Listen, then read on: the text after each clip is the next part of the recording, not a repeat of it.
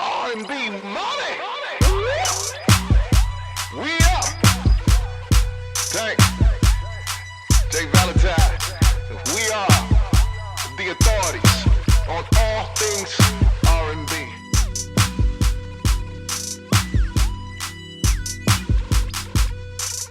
Ladies and gentlemen, my name is Tank. I am jvalentine. This right here is the R&B Money Podcast, the authority Come on. Yes. Come on, say it loud. on all things Yes, sir. R&B. Huh. Today we're going to get a drummer some. Today, Huh. Yeah. I like that. Yes. we gonna give the motherfucking drum. Listen, Yeah, come on. Come on, dog. Come on now, dog. there are people and then there are pillars. Huh. There are founding members and foundational building blocks that this thing is set upon. There is a gate with platinum and gold bars. Everybody can't get in there. You can There's a man that stands at this gate as a keeper. Quality control before QC. Shout out to my guys. Shout out.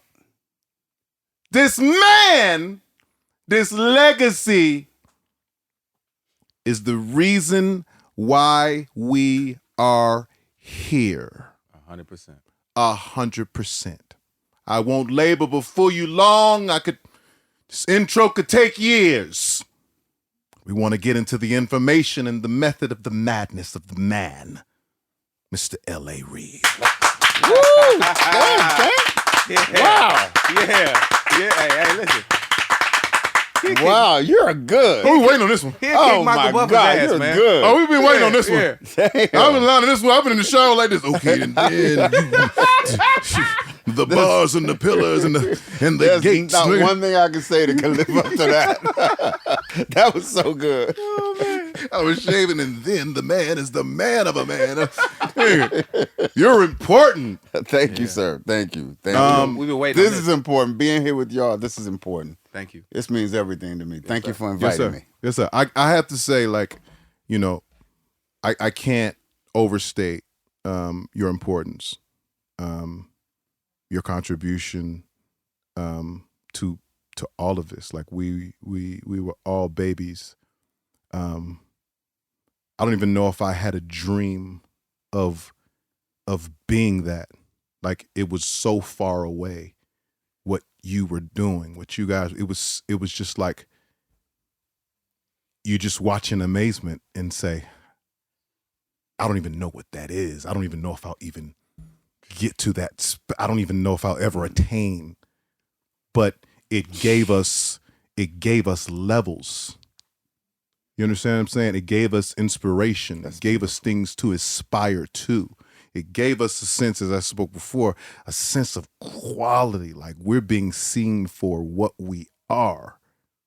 True artistry. Yes, sir. Like knowing that was there and what it accomplished keeps us pushing to know that we can still accomplish that. No matter what the algorithm says. No matter how far they try to go away from it. It is possible because you did it. And you keep doing it. And we can keep doing it. I love what you just said. I love that. Regardless of what the algorithm says. I absolutely love that. The algorithm is people. It is. It's people pressing a button a certain amount of times. Right? And now we have the power to get to those people. We have the power to give them a choice, an alternative. I don't knock anything everybody does, anything that anybody else does. I never knock it. I salute it. If you can get off that bench and get in the game and get some points up, God bless you. God bless you. Who God bless you. It ain't easy. That's It right. ain't easy. It's But- easy to talk about it. Oh, but my to God. get out there and be about it, yes, that's right. But I absolutely have an affinity for those who are well-versed, well-studied, prepared, rehearsed, God-gifted, like for those who are different, for those who feel like they are not seen and very seldom celebrated, have an affinity for him. The shit that you do. Thank you. Thank you, sir. So Thank you. that was my long thank you. So thank you. Well received, and I appreciate it, and thank you. Really. I have to start at the beginning because there's so many pieces that we want to get to, because we just want to understand your mind on decisions, on music, on business. But where does this even start? Where do you start building into? Wow, man. My career starts with my love for music, and more importantly, my love for seeing a set of drums for the first time in my life and feeling like I saw God, like, right? And everything about me just sparkled with excitement. What was the brand? And it was Ludwig. And it was my uncle's, right? And and he had them in these cases, and he opened the case, and I saw those things, man, and it's just, and I must have been like 8, 9 years old, but I saw God, man. I was like, well, there it is. I never played, had never paid attention to anything like that, but I saw that, and in that moment, I was gone, and I've never been back. My cousin had a red Thomas. Yeah. And he went to Berkeley College of Music, and he would come home during the summers, and he was set up in his mom's attic, Auntie Betty's attic, who taught us all how to sing, and he would just be up there shit, and I would sneak up into the attic and just watch him. You know, like you say, you saw God in the drums. I saw Jesus playing the drums that God gave him. Woo. I was like this. Bit me. And it's crazy, right? Yeah, that killed me, man. It was like, my God, this is not, I said it wrong. It didn't kill me. It brought me to life. Yeah. It birthed me, you know. And by the way, I'm not that good. I was never that good, right? That's not really the point. Who could admit that? Listen, I was never. I was I was like, I wish I could. We're gonna get to your drums in this production, so that's a tough thing to say because on record, you're known for it. I knew how to record. Okay, all right. But I was never as an actual drummer. There was things I just could never do, but still, it was my love, and that's what brought me into the game, and that just led me. That took me places. You know what I mean? That took first around the neighborhood in Cincinnati. Everybody else who did music, like just being a drummer, led me to everybody that made music. Yep. And one person leads you to another person, leads you to another person, and you know how this goes, right? Yeah, but that's where it started. So were you clearly focused on becoming an artist in the beginning, or did you just want to play in the band? I wanted to do anything around the band. Okay. Like my first gig was like carrying the drums and carrying amps for somebody, for another, I don't even know who they were. And at the time, James Brown was like on fire, right? James Brown was like the godfather of soul, and he used to drop down on one knee and they put the cape over him. Yeah. Right. So my first gig was putting the cape over this guy who's James Brown. You know what I mean? Yeah. So it was just about being a part of it, man. It didn't matter to me. I didn't know the difference between, you know, being a utility person or being a performer, making music or setting up. I didn't know the difference. Just wanted to be around it. Just had to be in it. Yeah. Love that. Yeah. Love that. Of service. I was about to of say the same Service. thing. It always goes back to that. Yes. The people who've gotten to these higher levels, at some point you had to be of service. That's right. And you still got to be of service. But in the beginning, you got to start somewhere. Doesn't matter what it is. I think people are, you know, we try to fast forward instead of actually going through the experiences of, like you said, I don't even remember who I was putting the cape on, but it was like, that's what y'all need me to do? Exactly. Hey, I'm rolling. Pleasure. Let's go. My pleasure. Yeah. Right? Like, Yeah. and you know, you've had these conversations we have as well where you meet, you know, the new people that just want to be in the business. Right. But they don't want to do all the things that they need to do that's available to them at that point, because everything's not available to you when you first get in. Right. You know what I mean? You can't sign the checks when you first get in. That's just not where you are. But to me, those people who are not, the thing that I got naturally, and I'm assuming that you guys feel the same way about it and being of service. The people who are willing to give anything are setting themselves up in a really positive way to receive many, many things. People that want to jump over it are cheating themselves. Mm. Right? That's how I feel. Like you can't jump over it. Like you got to do the service part first. Yeah. It can't be about you first. It can't. If that's the gig, then I get it, but that's not what I teach my kids. Like let's just do it for everybody else. To this day, I'm still of service. I love that. I think I love that more than anything. Mm-hmm. I love for an artist to call me and say, I need X, I need this, I need help with this, I need help with that. Nothing makes my day more than to be able to say, I don't know if I can accomplish it, but I'm damn sure going to pick up the phone and try. Mm-hmm. Right? That's everything to me. Yeah. So yeah, man. So my existence is all about being of service to the artist. So give me where's the break? Where's the, okay, my service has been rendered in so many areas and with so many people to where now it's being recognized and seen on a higher level, on a industry, a professional level. When does that happen for you? Oh man, I had the great fortune of being in a band that you're familiar with, the Deele, and Babyface, Kenny Edmonds, I met in Indianapolis. And we ended up being in the band together, right? And we ended up writing and producing stuff together. But the real breakthrough for me was meeting him. Was meeting Babyface, right? When he was Kenny Edmonds. Yeah. And being the guy that he called every morning to listen to the song he had written. That was life-changing for me, right? I feel like that was the greatest honor ever. I heard damn near every song that man wrote before the world did, right? So, you know how that felt? Wow. And did you even realize that was you being an A&R? Oh, no. I didn't even know the name. I didn't know what it was called. I just knew. Just my guy playing me some songs. Yo, this guy's playing me this song, and he wanted to know what I thought. And he wanted to know, is it complete? Is it right? And somehow I knew the answer to those questions. And I didn't know how I knew the answer to those questions, right? But I was like, no, right here, it needs to go to a bridge.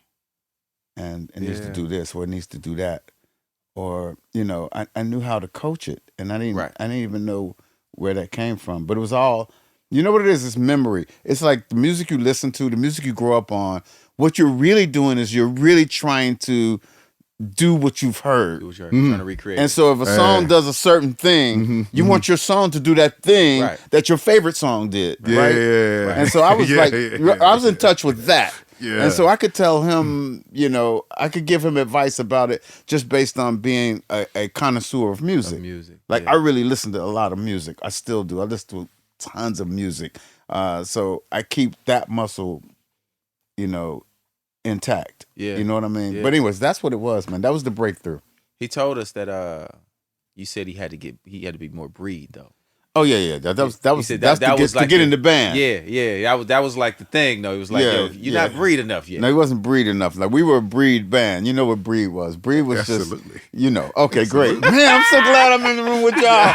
You know what it is. Come on, baby. We know what it is. Oh, you have to whip that up now. You know what the craziest thing about breed is? So the crown prince of breed is Prince. Yes. And he knew that we were all his disciples without meeting us, right? And he would treat us like that. Right? Treat us like that. No way. He would treat us like that. The first time I met Prince, he was looking at me like, yeah, I know exactly who you are. Yeah. And I knew you before you had those glasses and your little suit and da-da-da-da-da, right? And he would just son us because he knew he was the crown prince of breed, right? So anyway, so that's how we started. If anybody ever cussed him out? No. Yeah, nigga, I know you started the shit, man. But look what I got on. Let me cook, nigga. Let me cook. No. I had a nerve. No. All right. I argued. I did argue with him though. So was that a breed? Was that just a regional thing that was just like, if we're from this place, this is what we must tap into? You know what it was? It was it was an era that in black music, it was the closest thing to rock and roll. Mm-hmm. Like that was edge at that time. I was about to say because it grew beyond Yes, just where it was. It turned into a phenomenon. it turned into a thing, but it was the edge. Like there was a certain normalness and normalcy about R&B and R&B artists at that time. And everybody could sing and everybody can play. We just are talented people, right? Mm-hmm. And so the thing that would separate you was, where did your edge come from, right? Mm-hmm. And so Breed was really androgyny. Mm-hmm. It was the black take on what David Bowie was doing, or artists like that, right? Yeah. Billy Idol at the time. Yep. And Prince sort of introduced it, Mm-hmm. and we all just basically copied Prince. But it was a way to have edge, and a way to have a little danger in your presentation. You know what I mean? So did you feel more dangerous with a heel on? I ain't had no heels on, nigga. did that make, Listen, Jay, I didn't have no heels on. I was just asking. Did that make it more dangerous? Hey, I feel tough in this t-shirt, but in this blouse, I'll kick your ass. You gonna get knifed up in here when I throw this blouse on. This interview is over. This niggas is crazy. No, but you know what it was? Like, it was the girls, man. It's always. They always It was do the it. girls. Yeah, it's always that. They knew the difference. They knew the difference. Oh my God. Yeah, they knew the difference. Yes, they knew the difference. Right? And that's always the unfortunate leader of decisions that we make.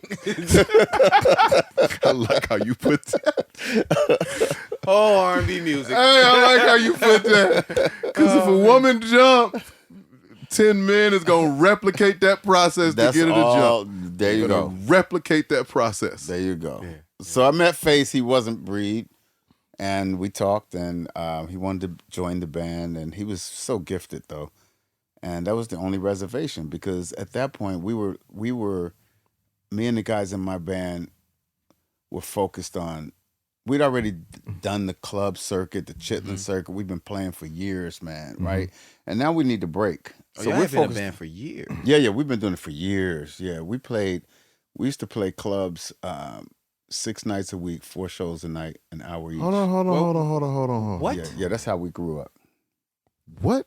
Yeah, we played clubs. No. I get the I club. get that. 6 days a week, Yeah, 6 days a week. 4 hours a night, an hour show. 4 shows per night. And on Saturdays, we had a matinee. So it was like 2 sets in the daytime and 4 at nighttime. Oh my God. Right? And Oh, y'all was that's how we grew up. And y'all was polished. Yeah, we learned how to play. Yeah. But you can also, as much as that sounds like a great stage for polishing, we actually became complacent doing it. Got you. We stopped growing. We started doing that and just got stuck in that cycle for like 3 or 4 years. We lived in Indianapolis, Indiana. Okay. Indianapolis had clubs. It had the Zodiac Lounge, it had the Mark IV, Ricky's Lounge, the Night Flight. It was just clubs, man. And every club hired bands. And the bands would stay for weeks on weeks, like having a residency, except Chitlin Circuit residency. Yeah. Right. Well, no money. And no money. And, you could do some original material, but you had to do covers. So you're doing covers 4 shows a night, 6 How nights is it a week. Yeah. 4 shows a night? Yeah. Or is it okay? Is it where people come to the club You just take a and- 15-minute break. and you're just back up there. running the cycle Yeah. every gotcha. Yeah. Gotcha. And we just had 4 different sets, and we had the opening set. We had the set that had like the hits in it. You know what I mean? And we just paced it. So for all intensive purposes, you guys were the DJ. Oh, there was no DJ at the time. This is pre-DJ. Right, it's pre-DJ. The DJ was the change. Exactly. Actually, Yep. when the DJs came, that's when disco kicked in. Got you. Right? Mhm. I'm really aging myself, I know, but that's when disco kicked in the 80s. Like really like 78, 79, 80, disco kicked in. right? Really, really heavy. And that was the difference. But before that, it was the band. It was the bandstand. A lot of live musicians, were able to make a living. Yeah. And the DJ kind of changed that. You taking me back to watching Ray. Right.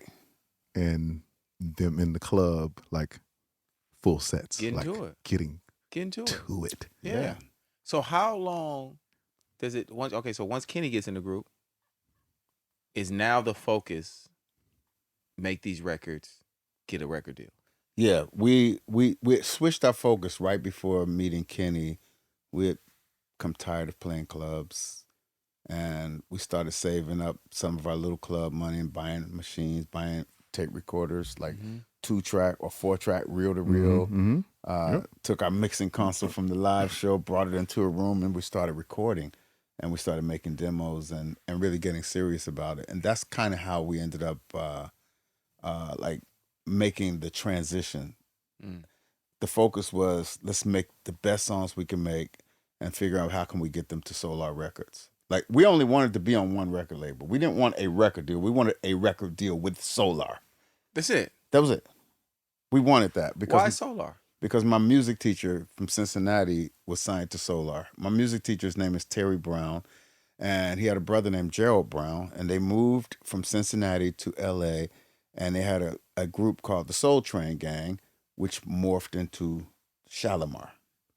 Get the fuck out of here. Because Okay, so the only thing Jeffrey, it was Jeffrey, Jody, and Gerald at first, and then it became Jeffrey, Jody, and Howard. So my eyes were set. But they were Soul Train dancers. They were all Soul Train dancers. Okay.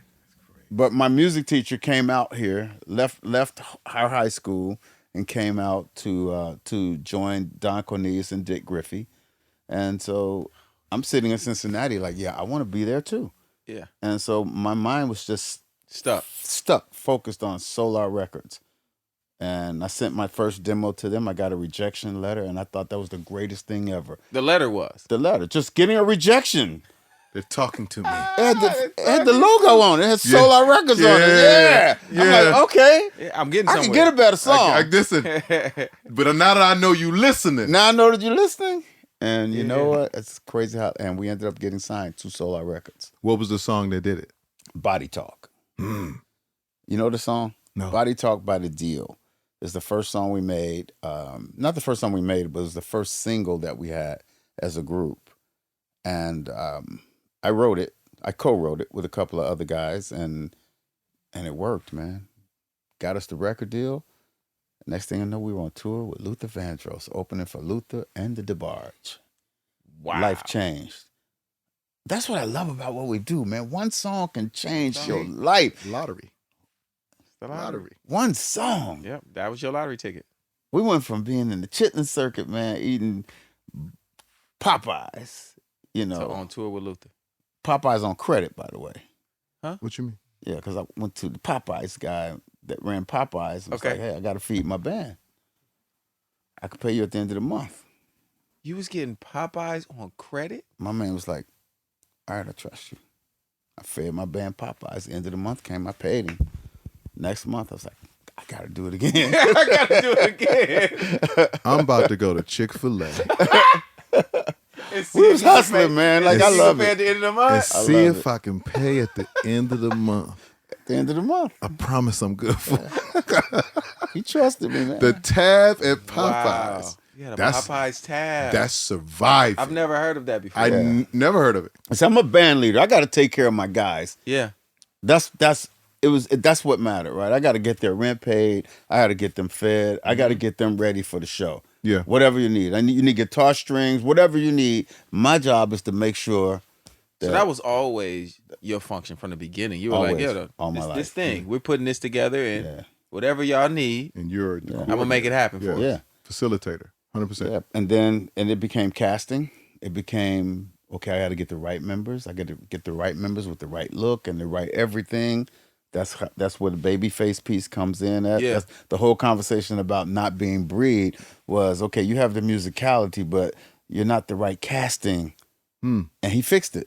Next time I saw him, he was ready, man. He had the right everything. He had the right trench coat. He had the hair right. Everything was right. And I was like, okay, now you fit the movie joint. And anyway, that's how I see it, man. So my career is all about being a band leader. So what I've done as an executive, as a producer and all that stuff, it's just all the same thing that I did when I was 22 years old, when I was picking members of the band and picking material. Yeah. It's the same shit. That was the development of this. That was the skill set. Same shit.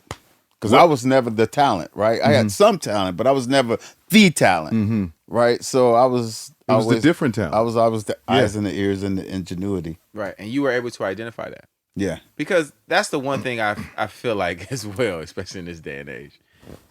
Hey, man, all y'all not talented.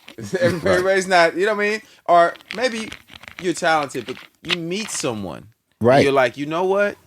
You got something different. Right. You have something, and you know what? I can help you with this. Right. I can help guide that.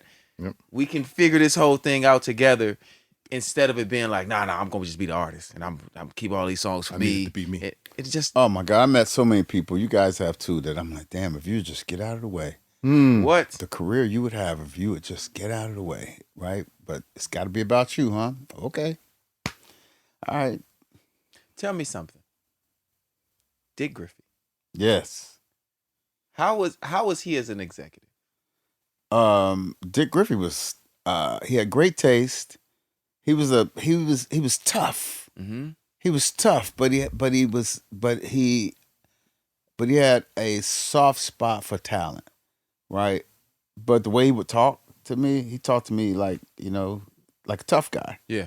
You know, he would give me the information, whatever I might be asking about, whatever I need to know. But he would always say it like, let me tell you something, young motherfucker. Right? Everything was like, young motherfucker. Like, you know what I mean? Yeah. Everything was like that. Yeah. You met people like that, you know. But you're still getting the lessons. But yeah, he was great, man. He had great taste in music. He knew a hit when he heard a hit. You know, yeah, I loved Solar. Yeah. I still love Solar. Because I don't think he gets enough credit when the great executives are mentioned. Right? They don't talk about Sound of Los Angeles Records enough. No, they don't. Like the artists, the writers, the music that came from Solar is so special. Yes. One of my favorite producers ever is from Solar, man. Leon Silvers. One of my favorite producers, man. Like if you listen to Shalimar and the Whispers and the Beat Goes On and all those Make That Move or you know, you just name it. Like hits. You know, For the Lover in Me, that's all Leon Silvers as a producer, man. So, but I think it's hard to. Everybody can't get the praise, man. It's just like everybody can't get it. Berry Gordy is that guy, right? It's Berry Gordy, right? Berry Gordy is the greatest record executive of all time, and no one else gets to have that. No one else gets to have that. I don't care how good any of us might be. It's him. It's kind of like in basketball. I don't care what. It's Michael Jordan, right? I'm a Kobe guy. Right? I am a Kobe man, right?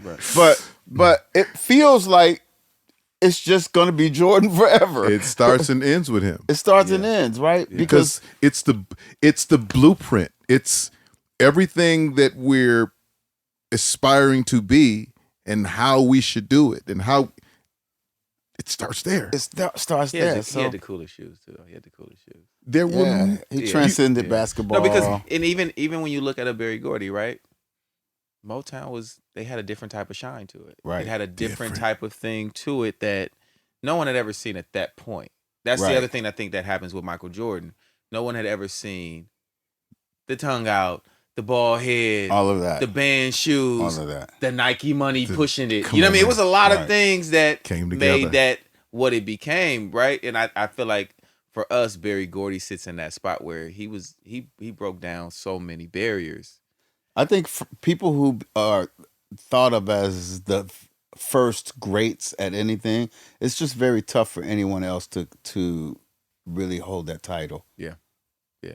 We still think of Sigmund Freud as the greatest psychologist, and we still think of Albert Einstein as a genius in a certain way. Yeah.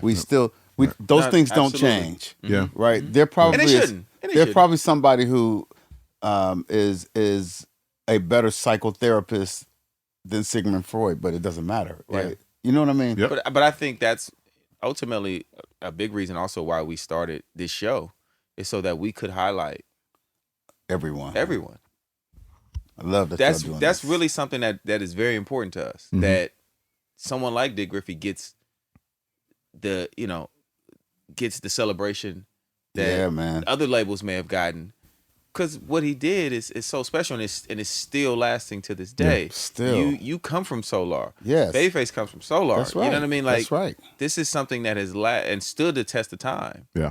But the average person would not know it.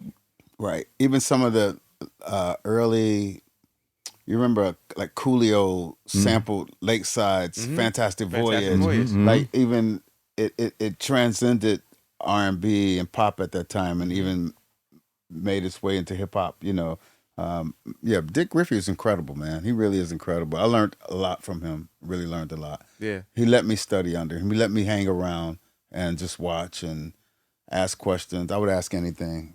Good questions, bad questions. He'd still give me an answer. And that was a training ground. Do you think that you were preparing yourself for what you would become then, even though you were an artist at that point? Because you're signed to his label, but you're asking questions like a young executive.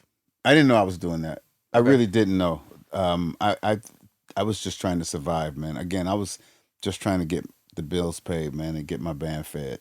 Everything I was asking was just about how do I take care of my people? You know what I mean? It was just survival. Yeah. It was all about that, and I didn't know. But once I saw Dick Griffey, it became clearer what I thought I could do with my career. Yeah, he was the example. Because yes, Berry Gordy was the great, but I never met him. He was way, But Dick was right there. You're dealing with him every day. Mm-hmm. Every day. Yeah. Good, bad, or indifferent, right? As a performer, like you go from doing the clubs, now you got a record that's working and it's The Barge and Luther and when these I just was as a performer on your first few dates, are you going through a thing where you're watching them and you're like, oh, we gotta get our shit together, or you're in a space where, oh, cool, we about to kill?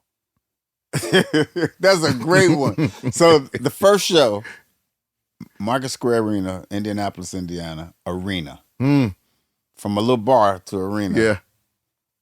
Man, we were so horrible. We were so bad. But we didn't know. We thought we were good, right? But we got on that stage, and you've been on that big stage. It's big. All of a sudden, you can't hear. I can't hear the bass player. The guitar player's out of tune, but he can't hear it because all he can hear is his guitar. And it's a mess. Yeah. It's a mess. Yeah. So that was the first show. Right. You guys are the opening act, obviously. We were the opening act. No soundtrack. No sound check. I'm sorry. And very much so that. And it was bad. So we didn't have that bravado and the ego that we thought we were all that. No, we knew we was getting our ass kicked, right? And plus the Barge was light skinned, man. Right? So I can only imagine how bad Bunny DeBarge was back in that. It's different at those times. Come on, man. I would have definitely been on the side of the stage. Like, I see you, Bunny. By the way, we were on the side of the stage, but I never met her. No, you could get. They wouldn't let none of us meet her. And the brothers and that's not a game. Yeah. They. I get it. Them real guys. Yeah, those are the real but guys. Them boys come out, man, and the screams. They would lose it. Oh, they would lose it. And they were good. Like El DeBarge was like incredible, like really an incredible talent. Like I love his songs, I love his voice, and the band was good. But it was for me, it was El DeBarge that was great. Mm-hmm. But when Luther hit that stage, it was a problem. It was a whole different thing. It was like all of a sudden the siege parted. Like it was a different thing because Luther is a real pro, right? Right. To this day, I haven't heard people. We love singers. Mm-hmm. Luther never had a mic problem. It was never like something's wrong with the sound system. Like Luther, It's so crazy that most people that if you don't do music and you've never been on a stage, that in itself right there, Yeah. for you to say that, Yeah. Right. he never had a mic. Every single artist has that. Right. At some point. Not Luther. That's crazy. 'Cause That mean he was on their ass. He was on it, man. He was on their ass and sound I'm telling check. you, like the sound was incredible. Pristine. And you know how he used to do that thing where he Yeah. Yeah. I know you could do the shit, right? But right. Yeah. But it was always like perfection, and it was always like sonically round and complete and full and in your face, or an echo if it needed to be, right? So like Luther would just shut everybody down. And so I did that for like, I don't know, we must have been out there for at least like 60 shows. That's what I'm talking about. Right? So Real touring. So I saw that every night. Yeah. By show 60 though, y'all doing y'all thing? We were better. By the end, we were better. We Yeah. would never. We never got to. LA gonna keep it funky Keep with it you. all the We way never 100. got there, right? We was getting our ass kicked for 60 nights. 60 nights, yeah. But here's the beauty of it. You ever heard a song by Babyface and the Deele called "Sweet November"? Yes. Yes. Yes. So that was our takeaway from watching Luther every night. When he and I went in the studio to make that record, we were, in our minds, we were doing what we learned from Luther. Mm. Right? All of our ballads, Where Will You Go, all the ballads that we did, like the production, the way we approached it, everything was, what would Luther do? Like, we started our career with what would Prince do? Yeah. Mm. And as we grew, it became what would Luther do? It's so crazy when you say that, and I'm dialing up now. It feels like what would Luther do? Yeah. I'm Oh, no, all the way, man. All the way. It That was feels where it that was. way now. Yeah. So did you guys have 2 occasions by this time that y'all on the road, or no? Oh, no, that came on our third On the album. third album. Okay. Yeah, So- we had our first album was Body Talk, which was it was a hit. It was a hit, like number 3 on the Black chart, maybe number 20 on the pop chart, something like that. It was a hit, and It was that enough to took keep us you on the tour. road. Yeah, Sure. The second and Reggie Calloway produced that album.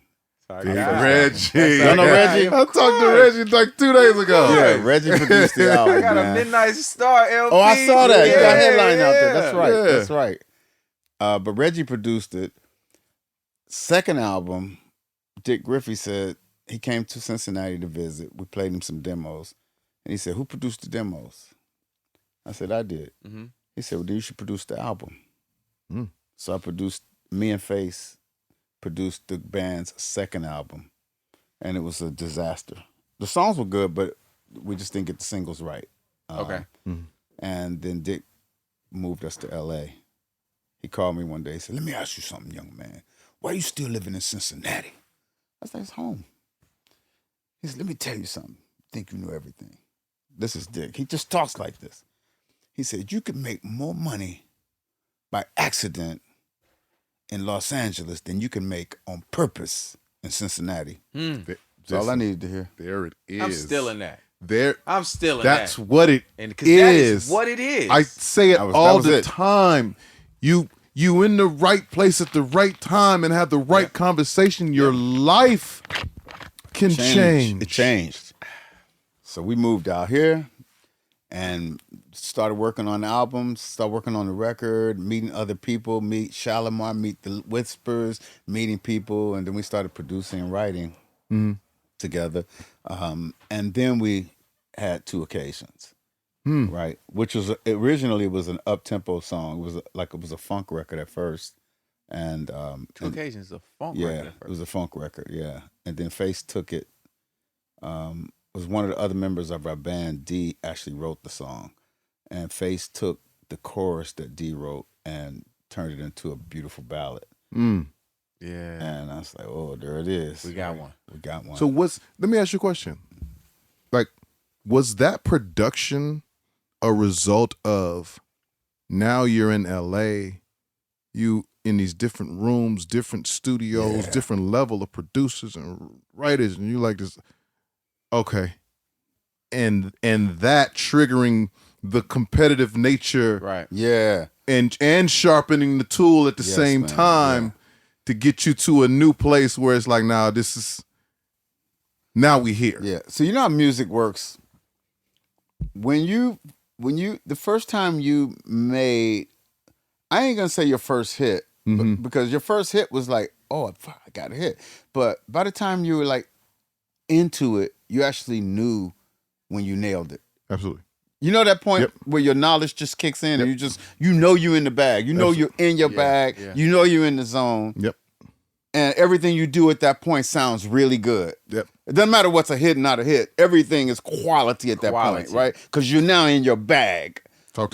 Right. That's what happened with 2K. We were in our bag. Yeah. We didn't have to ask questions like, how does this sound? Yeah. We were in our bag. Yeah. Yeah. Right. And everything that we did in that moment, everything wasn't a hit, but everything was of that quality because we were in our bag, you know. What a song. Jesus Christ. But is that your first like smash hit though? That wasn't our first that was our first really big hit for the band. But it wasn't our first really big hit. Our first really big hit was a song called Rock Steady by the Whispers. Of course. Yeah. A song called. Yeah. I like that. You know. Yeah, a song called. Listen. Your fans don't know this song. Yes, they do. Your fans don't know this song. Don't do this. Hey, don't. Y'all listeners are young. Don't talk to our people and talk about our people like that. Don't you do the R&B Money community this way. Come on. We've had the Whispers on here. Had them here. You have not had the Whispers on here. Absolutely had the Whispers on here. Don't play with us. The Twins was here, man. Yes. Come on, brother. Yes, come on, man. Rock Steady, Scotty and baby. Walter. Yes. Looking alike. Them. All right, then. Man. All right, R&B Money. So that's the respect. First. That's the first. That was our for first y'all. smash. Wow. So are you getting some money when you get Rocksteady out? Did you take some money yet? Is this anything substantial? Man, let me tell you something. We didn't have no money yet. Okay. We was paying the rent, but we didn't have no money yet. Okay. We had this manager. This shit is funny. We had this manager. He heard the song, and we needed some money. It was like holiday time. He's like, let's go. Bring your boombox. Let's go. We go to the bank. Okay. We went to the bank with a boombox. And we went in to see the bank. I don't know, a dude at the bank in the office. The president. Played Rocksteady. But it's not out yet. No, it's not out yet. We played Rocksteady. Okay. Had a nice Christmas. He gave y'all a check. Yeah, he gave us a check at the bank. Alone? Yeah, alone. Like I want to. You have to ask Kenny. Kenny, how much was it? It was some money though. So the song. So you it might have been like me. It might They have don't been go like to a publishing company. no, nigga. We went to the bank. You telling me right now? I'm about to go to the bank. I can go to Wells Fargo. We going today, nigga. We going today. Let's go get some. So different. Hey, man, we went to the bank. I'm we going to played the City song. National today. I don't know how much we got, but I'm telling you, we got What? some money. It I'ma might have been get some. 10 grand, I'm gonna get some. but we got some money. I forgot how much I it got was. some songs in the computer. I'm going to get me some money out of the City National today. I can't make this up, Tank. You are dazzling me. Bank of America, here we go. Listen, you are dazzling me at the moment. First of all, Popeye's on credit. Yeah. Alone with this record, I'm getting ready to play this boombox With the For a banker. boombox. for a baker. Not a music person. No. Right? The Black Bank. We in California. We in Yeah. Los Angeles. The Black Bank. Yes, sir. Oh, this is great. This is Yeah. great. That happened. So your first real check came off of that. Yeah. And then we started making money. Okay. Right. We got hot. Yeah. I was about to say, because the Rocksteady and then Rocksteady Two and then Occasions. Girlfriend by Pebbles. Ah! And then Two Occasions. Like all three of those hit at the same time. Oh, let me move that. Right. Let me move And then I feel like I know the manager that took y'all to the bank. I just feel like I know him. I feel like I know him. Man. oh, I'm gonna tell you who it is. Like, no. He was his name was Don Taylor. And he used to be Bob Marley's manager. Is he the one that Bob Marley and them, they beat up in the movie? Yeah, that's him. Oh shit! That's him. See how my mind works. That was him. I'm It was like- Don. And Dick Griffey introduced us to him. He became our manager for a short time. But yeah, that was him. Wow. Yeah, Wow. man. Tell me now the energy's different. Now the industry's energy is different. Yeah. Like now you're not chasing nothing. They're chasing you. And at that point, Like business wise, what do you establish at that point? Now that you're hot, for the producers and the songwriters and everybody watching, what do you establish at that point to facilitate this new demand? Meaning, as a business, we formed. Face and I performed LaFace, not the LaFace Records, but LaFace as a production company, and we had a fee. We had a set fee. You want to tell us what that fee was? What's the starting fee for LA and Babyface? Oh, no, it's a little. It's not. I mean, compared to the numbers, we're talking about the 80s. Yeah. Okay, so you know, we understand inflation. Okay, it's different. Yeah, you know, I think the first significant fee was $17,500 per song. 17. That's Mr. 17.5 right there. I know they say Jeezy is, but that's Tank, Mr. 17.5. The first 2 records I sold to Gerald Busby were $17,500 a piece. There it is. Wow. I think because you know what, we sold Girlfriend by Pebbles to Gerald Busby for $17,500. There it is. That's it. It's my brother, Mr. Busby.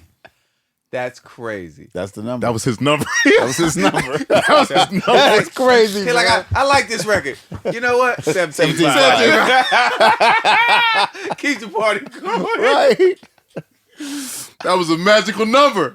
Hey, listen, 17.5 take you a long way. To this day. No problem. So you saying 17.5 in the 80s? Yeah, in the mid 80s. Tank got 17.5. I got 17.5 in 2000, and that was big money then. But it's still Busby, right? Yes. Hey man, Tiger don't change the stripes. I went up on them 2 17.5s. Right? Established my life. I had no problem with the money. I had no complaints. Thank you, Mr. Busby. So we know what he bought. What did you buy? Speakers.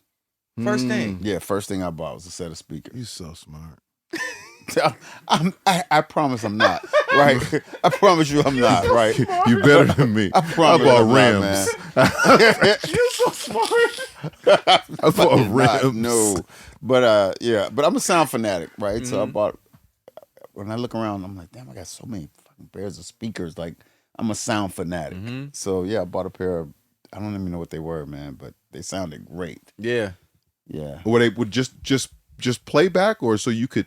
No, this is playback. This is so that I could listen outside the studio. Got you. When I got home, I wanted to. Yeah. You wanted to know what it. Yeah, I already know. Yeah, it was just that thing. Yeah. You know, and probably the next thing was like a Jeep Cherokee, and put a sound system in it. Yeah. Right. It was just all about the music. For me, He was a sound guy. Yeah. First person I ever saw like that serious about speakers was Craig Kalman. Yeah. Oh yeah. He's serious. He was the first person I He's definitely a sound guy. I had seen like, okay, in the studio, you got the speakers, you know, right. you got your Ausbergers or your Genelecs or you all the brands, right? But never had I been in someone's house. Or office, yeah, where there's a $80,000 speaker setup. Right. I'm like, you tripping. Right. You know how many pairs of rims I could have got with this money. Wheel spinning rims. They were low in hearts, LD1s. Oh my God. And they shine when I pulled up. And that was the first time I had ever saw it. He was like, no, I have to know. Yeah, man. Everywhere I go, I have to know what this shit sounds like. That's how I am everywhere I go. I have everywhere. To this day, like everywhere. Sound is everything. Oh, I'm with you. That's my pet Sound peeve. Is everything. My pet peeve. Do you purchase cars around the speaker set that's in? Or do you? No, I don't really buy cars though. Like I hate driving. I'm horrible, man. Like I have a couple of cars and man, I can't. I'm so bad at driving. Like, you can't drive. No, I'm horrible. What cars you got right now? I don't know. I got an old Range Rover that's beat up. I got an old Porsche that's beat up, and my kids have cars, but I just don't care about. I was just trying to see if there's anything you want to. No, it's not hot. To buy some it's cars. not hot. I'm trying to take. I ain't trying to buy. It's not hot. No. But you might have some vintage sitting there that you don't know. I do have one vintage car. Like I have an old '65 Ford Mustang. Coming to it's get beautiful. it. Let me pick that up from Yeah, that's a beautiful car. You ain't gonna- Identifies thing. Yeah, yeah. Convertible or hard top? Convertible. Oh yeah. yeah. That's a talking piece. Yes, it Yeah, is. that one I Yeah, but yeah. but Take a walk otherwise- with me outside. Let me. Yeah, but let me tell you. I'm so horrible a driver, man. I should never have a nice car. It's like a trash car. It's like, but they sound good. I bet. I bet. Yeah. Yeah. Take us from production company to record label. Yeah, so we started having a lot of success as writers and producers. We did. I think the big one for us was Bobby Brown. Mm-hmm. I was gonna ask about them That drums. was the one, man. When we did Bobby, by the time we did Bobby, we probably had like 5, 6, 7 other artists that we worked on, and the record labels just put out everything that we did. They trusted you at this point. Right. They, so MCA would put out all of the Bobby songs, or Warner's would put out the Karen White songs, or everything we did just came out at the same time. So it was like we didn't make it all at the same time, but they released them all at the same time, and it made it feel like I was on fire. it made it feel like we were on fire. Yeah. You that's owned called it. that's called the run. The run. The It was a run. Yeah.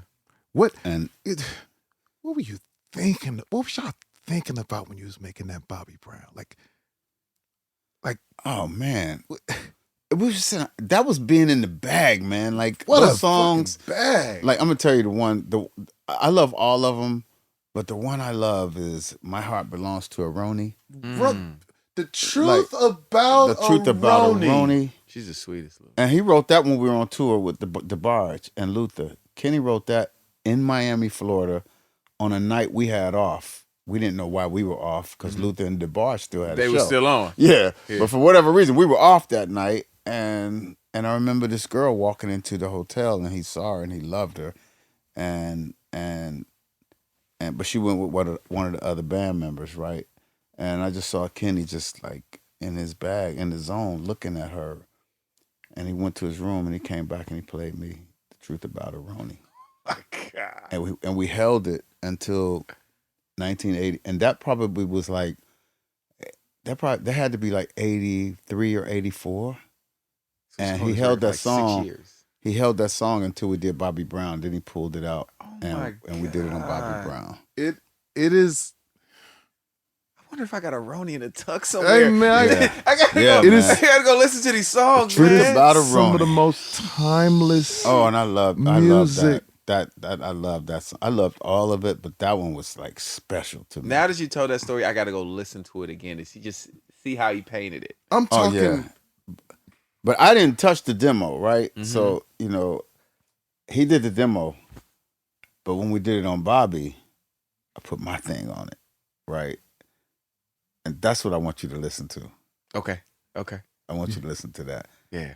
Forget everything else I did. Listen to those drums. Seriously.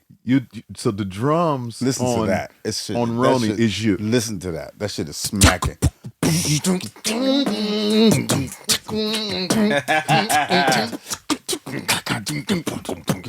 Right? That one. That's my one. That's my one brag about my career and my music. My drums on Roni. I'm gonna leave it alone. After that, I'm going back to service. Listen. Hey, listen. Talk your shit. Roni drums. That's my one, okay? That's my one. Top tier. Yeah. Top tier. So we made a bunch of records, and then we didn't have anything to do with the records once we turned them in. Like, we make these records, and the record company would thank you for your service, and we had nothing to do with it. And that started to eat at me because I was like, that's not the right single. Damn, I'm like, what they wearing? Oh, this video is trash. I started having all of that Yeah. big opinions. And so I just wanted my own at that point. I wanted my own label at that point. So we started, Clarence Avant, may his beautiful soul rest in peace. Yes, sir. What an important man. Clarence said, well, if you want to have a record label, I'm going to introduce you to everybody, but, you can't take these people money and bullshit, LA. You got to be serious about it, right? And Clarence schooled us, Clarence became our godfather very early on. Mm-hmm. And he took us around. He introduced us to every record company head in the city, right? From David Geffen to Mo Austin to you name it. We met everybody.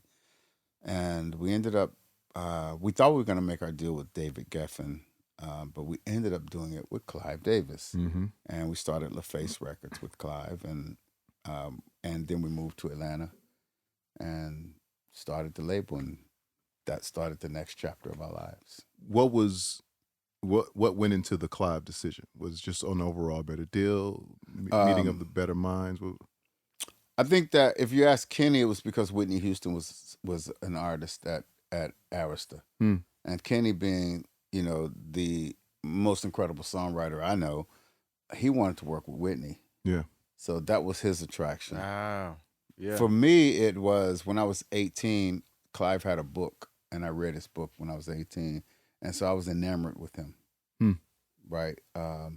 But nobody really knew it, but I was just enamored with Clive. And Kenny loved Whitney, so it just worked. Let's just go. Yeah. Yeah. So when you guys do your deal, were you thinking outside of the things that you said earlier, as far as just wanting for your opinion to matter? Right. That's really that's right. what kicked it off, That's right. Your opinion mattering. Were you thinking from the business side of it yet, though, or were you just like, this is just the entry into it? No, I never did, to be honest with you. Like, I understand business, but I was never like a consummate businessman. I understand value. I understand culture. I understand trends. I understand the world artistically. Yeah. Right. We were never great business people. So for you, it was never about, this is real estate for me. No, I never thought about it like that. I thought about it simply as she's a star. She is a fucking star. This girl, she sounds like a guy. T-Boz sounds like a guy. That shit's unusual. Yes, her. That's how I thought about this shit. It wasn't about nothing, but it was just like her with that voice and that look and these two girls that are with her. Oh, Dallas Austin, you want to work with them? Okay, yeah. That was it, man. It was just like, how do we architect some great different shit out here? Because that was really cool to see with you guys as well, as far as being producers and writers, that you didn't try to produce and write everything that was on your label. You really found and discovered. Yeah, that was the fun, man. That was the real fun. Because I wasn't, Babyface was the great songwriter. I was a good producer and a decent drummer, but Babyface was a genius. So, and still is to this day, right? And I owe my entire career to him. If I hadn't met Kenny, I don't know what would have happened. But working with him was I think that was like Phil Jackson working with Michael Jordan. So now where does Phil go from Michael? He got to find Kobe. Right, so I started looking for people that I thought were as talented as Kenny or special like that. That led me to like Dallas Austin. That led me to Organized Noise. Jermaine Dupri. Absolutely. It just led me to some really great producers who wanted to work with us. And that's how LaFace Records was built. Off of Face. Me and Face produced. Face was writing. Daryl Simmons was writing. Simmons.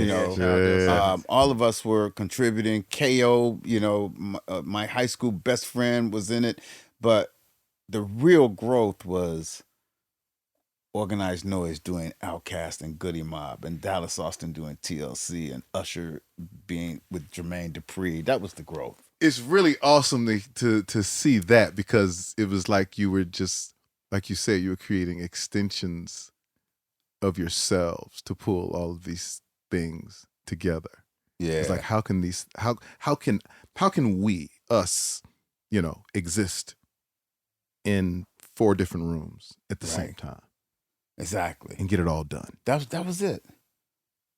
That was it. I don't even know what made you think of that, but that's exactly what it was. It's like, how can we make four sets of us, like with similar vibe and music, but still different? Because Dallas and those guys, they were younger than Face and I. Yeah.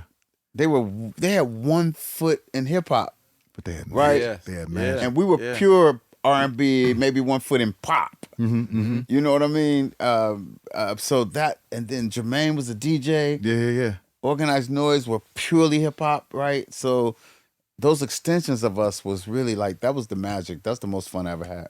Those are colors, man. Like that's Yeah. the full box of crayons, right? Yeah. Like all man. of that.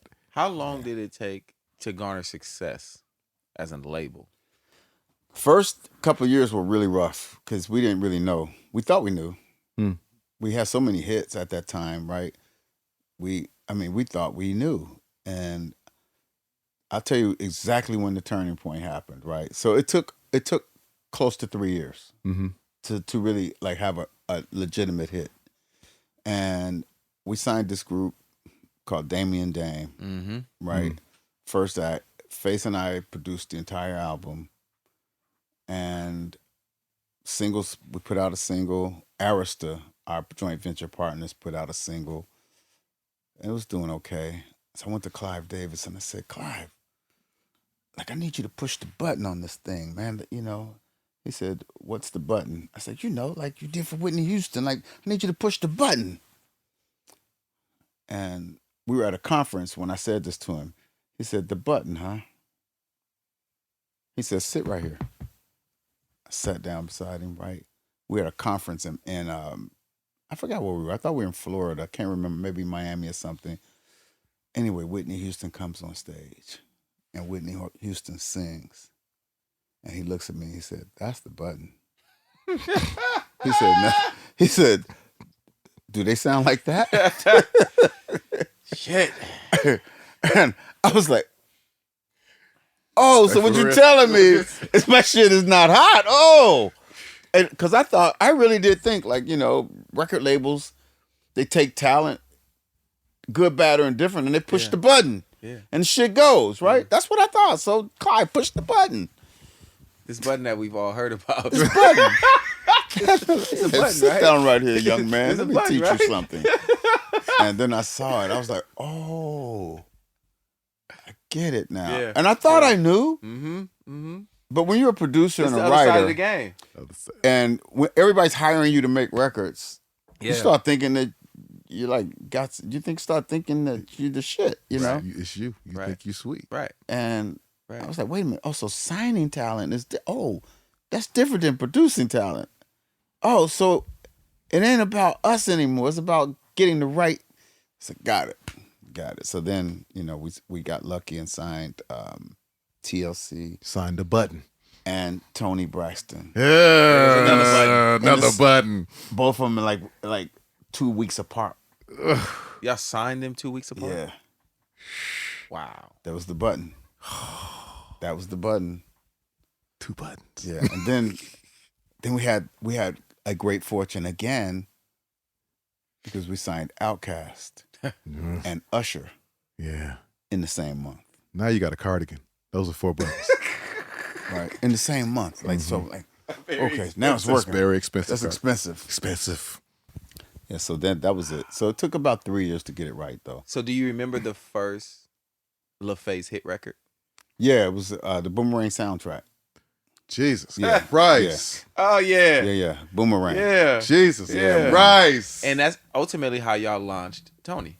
Yes, right? we launched Tony from that, and we got ourselves kind of back right. You know what I mean? Because we had a little cold period when we started LaFace. Y'all were hot. We weren't hot because you tried to become businessmen at this point. You're trying we to tried to become become label businessmen. owners. We were trying to and I think that was always like one of mine and Face's tug of wars with each other was he is an incredible songwriter, and he's like, man, I gotta write songs for great artists. Mm-hmm. And I was like, no, you should write songs for our artists. And he's like, no, I got to write for great artists. So he's telling you y'all didn't have no hot. He's telling me we're not hot. We got no buttons. I'm like, but Kitty, but they're ours. Yeah, but it ain't hot. But they not buttons. They not breed. They not it. It ain't it. It ain't it. Listen, in our next meeting, I'm going to go, Tank, is that artist a button? Right. Or That's not? right. Like They this. a button. Or is that shit breed? Is it breed? Is it breed? Is it the button? Because, is it it? Is it it? You got to stay on that, right? Mm-hmm.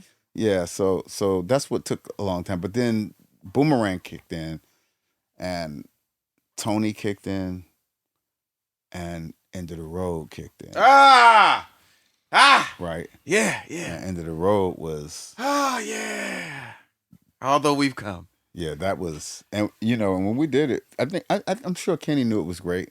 I knew it was great, but that was one of those ones that when I played it for Clive, I saw it in his eyes. I was like, oh, I saw a different look in Clive's eyes. That wasn't for. It wasn't for the label. For the label either. Or not, obviously, it wasn't on LaFace, but it wasn't even for Clive's label. Yeah. No, it was on LaFace. What was on LaFace? End of the Road was? Yeah, that was on the Boomerang soundtrack. But Busby, it was on the soundtrack. Busby said I need to put it on Cooley High Harmony as a what do you call it when you strip something on, stripe it on, or whatever you used to call it? Bonus? A bonus. End of the Road was a bonus On Cooley High Harmony, but it was on Boomerang. I did not realize that. Yeah, that was ours. That was ours. Yeah. Yep. Home run. Home run. Yeah, home run. Yeah, so that's when we were official. Yeah. Yeah, that'll make you official. That will make that'll about do it. That sounds like renegotiation to me. They be like, yeah, so y'all been in the red for 3 years. I don't give a fuck. Yeah. Right. End of the road, nigga. End of the road. You ain't lying, boy. That's like scoring 80. Oh my Absolutely. Right? Is that the biggest LA and Babyface record Yeah. ever? Yeah, I'm pretty sure it is. Yes. We go to the concert and sing it to this day. Yeah, that's a big one. We had because the one that would compete with that, I didn't produce with him. He did it, like, we broke up. And he went in the studio and he cut this song. And he came to my office. Kenny, you're a funny guy. Kenny, he comes to my office and he plays me Can We Talk? And I'm like, why would you come in here and play me that great fucking record? The record sounds so good. My heart was so broken. But the music guy in me couldn't hate. I loved it so much. I loved it so much. I wanted to hate it, man. Oh, but it was so good. But that was the first hit he did outside of without me and without LaFace, without nothing to do with me, right? And I was like, damn, that's big. I swear I wanted to be mad. I wanted to hate it. It was just so good. And when I hear it today, I think Can We Talk is Babyface's most famous record. Like, I think End of the Road might score bigger on the chart, but I think that when I'm out and about or if I'm scrolling, it's always like a Can We Talk challenge or when it comes on, I don't know, man. What do you think? Maybe you said Can We Talk challenge.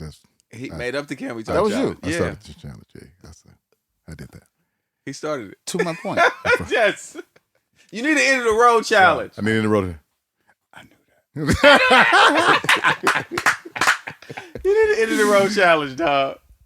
It's one of those songs that is just like, it's the simplest song. It's the easiest song, but it's so, every piece about it is just memorable. And every piece. And you know what it is, Tank? Everything peaks. Like, every part of the song has a peak. Like the going into the chorus, the song, it has a peak. The bridge has a peak. Everything about it, like every section of it. Every section of it. It continues to rise. Rises. Yeah. It rises. You're talking that talk now. You're talking that talk. You're talking that real executive songwriting talk. Yeah. Because everybody has an opinion. Everybody doesn't have solutions. Right. Everybody can tell you what they don't like. They can't tell you how to fix it. Oh yeah, that is exactly the separation between people who are great, talk about it, like yourself. Thank you, sir. Who can say, you know what? Hey, actually, can you just change this right here, and it's a whole nother record. Right. That's the tweak. That's that little tweak. Yep. We need solution based. Yeah, always looking for that. And there was a point when I knew how to do that really well. There was a point when I was like, shit, I don't actually know what to say to you. It's just not it, right? But there was a moment though when I just knew, like, just right there, just go here and watch the difference it makes. But anyway, he mastered that on that song, man. He mastered that thing, and I was like, oh my God, this is greatness. This is really, really. That's my favorite. That both Tevin Campbell songs are my favorite Babyface compositions. There was another one he did called "I'm Ready." Yep. Right, and I just love it. Like, and it was old. I remember he did that like early '80s, and he gave it to Tevin like really late in the '90s or something. Man, you know what when I see Kenny in the car line when I'm dropping the kids off at school, I'm like, hey man, you got anything in the tuck? No, you want to go in You got anything in the tuck? You need to ask Kenny to let you hear some of his 4 tracks. Like, yeah, he's got magic. I'm sure. Magic, yeah, I need that. Man, how long did you guys have LaFace? We had LaFace from 1989. We started it, and we sold it to Arista BMG in 2000. Right, but we kept the name. But I took over Arista at that point, so I kept it alive. Although we weren't technically the owners at that point, right? But I was still in charge of it. Right. Yeah. So what is that progression like, where you make the sale and then become the executive of the company that buy? How does that work? Not well. Oh yeah, I knew it was coming. Keep it funky records. Not well. Yeah. We had musical success. That part was good. You know, the good news about it was, I got to see what it was like to actually be the boss, right? And I also got to see what it was like with being the boss and how people dance around the boss and how much bullshit there is, right? And how many smiling faces there are and how many fucking knives there are. I ain't know none of that shit, man. I'm a musician. I just told you. I come from the clubs, bro. Right. And the label was yours. But Arista wasn't mine. Arista wasn't yours. Right. Arista was, that belonged. You coming from a boutique. You coming from a boutique. Yeah. Where everybody loves each other.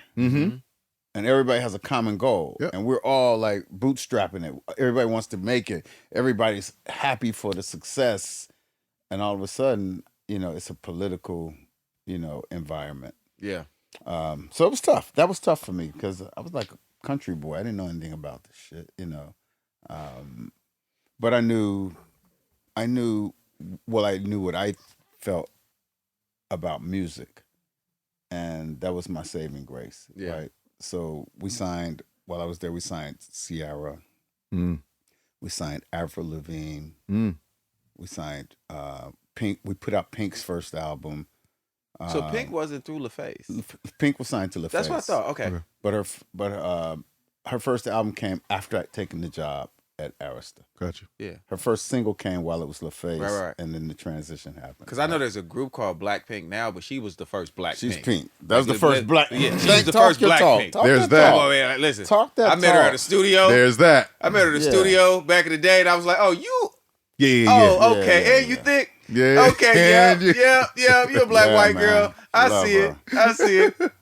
I was just talking to her like a few days ago, and she had the second largest global tour in 2024. Taylor's was first, Pink's was second. Wow. I don't even like the transition she made. It's crazy. Oh, yeah. And the elevation in her performance. No, I knew it was different when she did like the Cirque du Soleil thing. That's what I'm saying. That was the change, wasn't it? That was the like, change. Oh, this is incredible. But she could also sing, man. Oh, like, really? She cold. She had real gift and said, now how do I add to this and make it not just the gift, because the gift that I have, people have seen before. People have seen singing. People have seen. Yeah. We got that. But how can I be special and completely outside of the box. That's exactly right. She told me something I didn't even think about it. I saw her. She said, "You're focused on hits." She said, "I don't have that many hits, so I don't focus on hits." She said, "I focus on my show. That's my hit." And she said, "You never focused on that. You didn't have to, but that's why you probably didn't recognize what was the turning point in my life, because you probably thought the turning point in my life was going to be a song." It wasn't a song. And it wasn't a song. It was like, presentation. Damn. Presentation. I was like, whoa, Presentation. you can still learn, you know? I love that you just said that. Love that. Right. You can still learn. You can still learn. You can still learn. Yeah. Right? Like it's man, people, we all get there. We all get to points in our life of whatever success or whatever things that you get a little closed-minded. Yeah, you start thinking you know, man.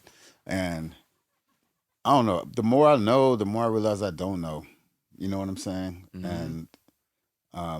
And I try to add a certain logic to every situation. Oh, I know why that is. That's because this, that's because of that. But then some shit just doesn't make any sense.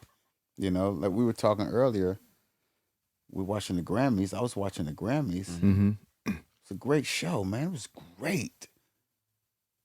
But there was no black men on stage. What the fuck happened to R&B and black people? Like, there was none, man. On a great show. Yeah. They did a great job. No, it was a great show. I watched it. Harvey Mason did an incredible job, man, of turning the whole narrative around and getting the voters and really addressing like diversity and minority. I mean, he is a 10 out of 10, right? Yeah. But I watched the show and I was like, damn, where's the representation? Outside. And I couldn't. Kendrick's the only black man got up there that I could think of. That obviously with his awards, and he didn't perform though. Yeah, I didn't see no performer. The Weeknd performed. The Weeknd did perform. The Weeknd performed. The Weeknd performed. Fair enough. Massive star. I said Stevie performed. Yes, Stevie's. But it's a tribute. So did John Legend. I mean, there's a tribute, but I'm saying like in those feature moments when we watched Shabuzi or Chaperone or Sabrina Carpenter or Benson Boone or Teddy Swims or when I was watching like those, there was no core R&B representation. You know what I was waiting for? And because I didn't know what was going on with the Grammys. I hadn't talked to anybody. I was like sitting at my house just watching it. I was waiting for that old school mic to come from the sky and Chris with the do glitter residuals. on it, for Chris Brown to sing Residuals. In my mind, I had decided that that's going to happen, and it didn't happen. I was like, okay, well, he won out. He won R&B Album of the Year, but ooh, I wish. Yeah. Ooh, yeah, man. That would have definitely. I know exactly. That would have answered the call for me. And the reason I say it is not because I'm jaded. I might be jaded. It's not that. It's that I like that country music found its way, because the first country recording of note was a black man. We all know that. Yep. That's historic. That's documented. Yeah. And for it to make its way back to being represented by black people, like I love that. Yeah. Right. And so much of music traces back to black performers, like rock and roll is Little Richard and Chuck Berry. Talk about it. Right. Yep. And so I know how important we are to music as black people. And no disrespect, but as black men, I know how important we are as well. Yes, sir. Yeah. Right? And I'm like, okay, so what's happening now? The best soul singer on the show might have been like Benson Boone. He could sing his face off, right? And Teddy Swims. They could sing, man. But they singing soul music. And they don't look like Tank. And they don't look like Usher. And they don't look like Chris Brown. And so I'm just like, what's happening? And so I see it as an opportunity. Yes. I see it as an opportunity to try to make a contribution and to try to focus on the youth, black youth that sing. And that's Very why important. and that's why I thank you guys for allowing my artists to come on your show and sing. You know, J Don Paradise. Absolutely. Because I'm trying to find the next generation of that, man. I don't want to see another show and say it's great, but see us missing. Right.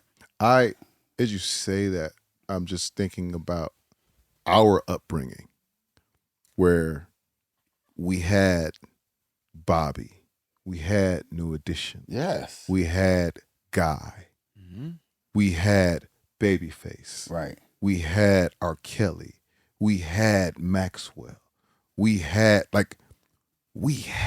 it. Like, Man. and we got to see him. We had Jodeci, Boys to Men, I'll be sure. I'll be sure. Thank you. We got had to Troop. see We had Troop. High Five. We had, so many of them. but we got to see him. Yeah. Right. No, but I get mean, in that in itself, you're doing the work. Yeah, You're doing the work Yeah. by having Paradise, by having J-Don. yeah. Like that's extremely important. Like to continue it and, Right. and to give it opportunities, right? Because I'm sitting there and my daughter's 9 years old, Yeah. and we're watching it. She knows, she's introducing me to stuff and introduced me to music, and her excitement as a 9-year-old young black girl watching the Grammys Mm-hmm. it kind of caught me off guard. Mm-hmm. Like my daughter literally was looking at the clock. So Dad, it comes on at, Yeah. because now That's a first. everything is on demand. Yeah. Everything is on demand. My daughter is counting down Mm. until the Grammy starts. She's saying we got to have dinner at this time, or we got to grab some snacks, and we're going to have to, because we're going to be on this couch Right. watching the Grammys. Yeah. Yeah. So when I see that, I'm like, okay, who's going to give her the music and the soundtrack for her life that looks like her, Mm-hmm. Mm-hmm. or that she can be excited about? Listen, I got a daughter. I know at some point she gonna run off with some boy. You know what I mean? That's And right. She gonna want to put a picture of a boy in her locker. Right. I get it. Me being in the position that I'm in, It's probably going to be Paradise, by and the way. then I'm just saying. listen, me being in the position that I'm in music, I'm like, oh, I have to help create that for her. You do, man. You I do. have to, I have to help usher in these artists, Yeah. these young artists that are speaking to her. Yeah. Like, we need a Down My Heart. Right. Oof. Come on, don't do that. We So- need a Mr. don't- Telephone Man. Don't do that. So Don't talk- here's the difference. Like, Yeah. and here's how I just thought of this while I'm sitting here, and why I think that it's that way. There was a time, and in the past, not that distant past, but we were talking earlier about Dick Griffey. Mm-hmm. We talked about Berry Gordy. Yes. We talked about Gerald Busby. Mm-hmm. Mm-hmm. We talked about black leaders who were the curators of the music that we loved, right? And that is all but missing. We still have great ones. We still have Sylvia Rhone. We have, Zeke Lewis. We have Tunji. We have some great executives in really great positions, but very, very few. Yeah.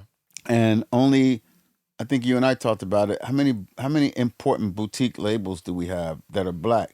Because that's Not where very the many. community is built from, right? Absolutely. You started at Blackground, right? Yep. Right. Boutique. Yeah. A boutique, right? Yeah. And an artist I had started at LaFace, and there was Uptown artists, and there was Death Row artists, there was Motown Andre artists, and there was Harrell, Stax artists, and there were like, and that was where black music was nurtured, curated, and it wasn't, no disrespect to anybody, but it wasn't so much us asking for permission, because people that looked like us were making those decisions. And look how different the industry looked then. So the moment we just talked about, when we said Guy and I'll Be Sure and Keith Sweat, Yeah. and Babyface, and Heavy D and the Boys, and I could keep going on and on, and Boys to Men, right?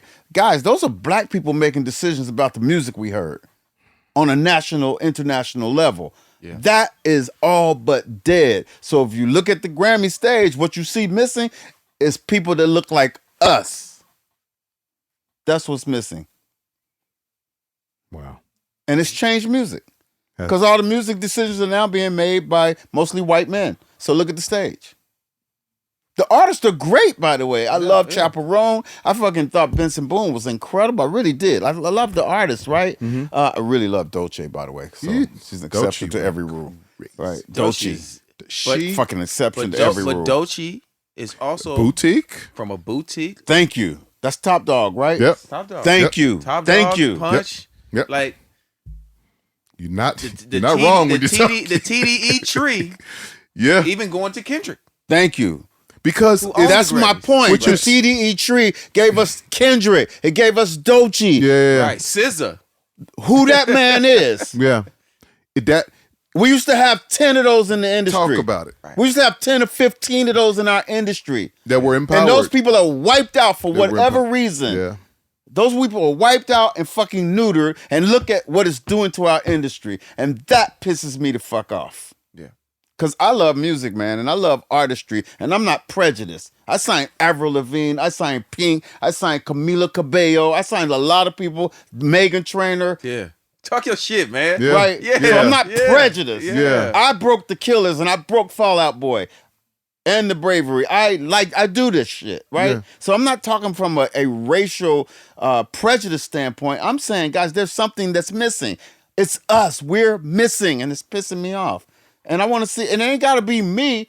I'm not lobbying for no fucking job. I ran every company already. I'm good, right? But I'm looking for the next generation to get an opportunity. I'm looking for the next generation of tastemakers to have an opportunity to make decisions without having to ask permission. Because the decision that you make when you don't have to ask permission is a very different decision about music. Like, you feel me? Absolutely. Anyway, Yes, sir. so I'm on my soapbox, man. Let me chill out. Hey. Yeah. Preach. I'm on my soapbox. This is why We matter, man. This is why you were so important to come here. We matter. What we do matters. The texture, the fabric, it matters. It matters. And the free-for-all at this point, I get it. It's all good. I get it. But there were people, when there were pillars in place, Yeah, man. holding up the fucking building. We were That's right. great. Jeez. I love Because those boutiques would get in the trenches. Nah, bro, think about it. Rowdy. So deaf. Trenches. Come on, man. Thank you. It's Thank you. I left out disturbing the peace. Disturbing the peace. Right. Oh, It's like so all many. these Cash Money. Come on, man. These black boutiques created nothing but stardom. Nothing but. Stardom. And those were not decisions that they asked permission to make. That's talent that came their way and they said yes because they thought it was great. And that's the difference. Yeah. I trust me, none of the stars we're talking about are algorithmic signings. Not at all. Every Not one even of them close. was somebody who said, I love that. Yeah, nobody got signed off for analytic. Everybody said, I love. Somebody that. said, I love Tank. Yeah. That same person said, I also love Timberland. And that same person said, I also love Aaliyah. And that same person, right? Taste. Yeah. That's taste. Barry Gordy said, I love the Temptations. I love Marvin Gaye. I love Stevie Wonder. I love the Jackson 5. That's taste. Right? That's what it was. Top Dog's like, oh, yeah, I love Kendrick. Oh, I love SZA too. I love Dolce. He's got taste. That man got taste. Cash Money said, I love Lil Wayne. I love Drake. I love Nicki. They got taste. Maybe the best taste there is. Right? Guys, that whole thing is gone. And you go look at the Grammys. You see who's sitting down front. You don't see nobody look like us down there now. You don't see nobody like that. Wow. And that's why Larry Jackson is so fucking important. Yep. That's why I ride with that man. I ride with him. I ride for him. That's why. Because I'm like, okay, you're the next generation of taste. Can we talk about your partnership with you and Usher? Yeah. Mega Yes, sir. partnering with Yeah, Gamma. so Usher, I love him, by the way. Usher's like a great guy, a great person in his heart, like a great person. We already know he's a great artist. Yes. We already know he's arguably one of the greatest, if not the greatest performer alive. Like, my opinion is that he's the greatest. But in his heart, he's a good man. And he just never forgot, man, like how it all started for him. Mm-hmm. Wow. And Usher came and basically said, "Hey, man, I just want to work with you again." And I was like, "Great." And we started Mega, right? And we put his record out as an independent record, and we did it in partnership with Larry Jackson and Gamma. And I'm proud of it, man. I'm proud of it. He performed the Super Bowl. Yeah. Nominated for Killed R&B Super Album of Bowl. the Year. Yeah. He didn't just perform Super Bowl. He killed Super Bowl. Killed it. Yeah. Right. A phenomenal Yeah. year. Phenomenal year. And he did it all with being a brave independent. Right? I love that. Yeah. Yeah. And so we started it, and so our partnership is with Larry, and I love what Larry is doing at Gamma. I think it's really smart. And it's a combination of having taste, but also understanding technology. So it's a very modern approach to the business, right? Mm-hmm. And it's not a record label, as we already know, right? It's if it's anything, it's a portfolio company, right? Yeah. Wow. But it's really brilliant, and he's really exercising his taste and his tone and how he sees music and entertainment and consumer product and going forward. So yeah, I'm really proud of that relationship. Yeah. Yeah. No, shout out to that's all of our brother. I mean, he's the reason that you and I know each other. Exactly. Right? Like, speaking of, like you said, of taste, of just me being in the office with him and him being like, I need to introduce you to somebody. And you weren't even, he hit you on FaceTime. That's right. That's exactly Hit you on right. FaceTime, and me and you end up taking over the whole And had a phone. ball.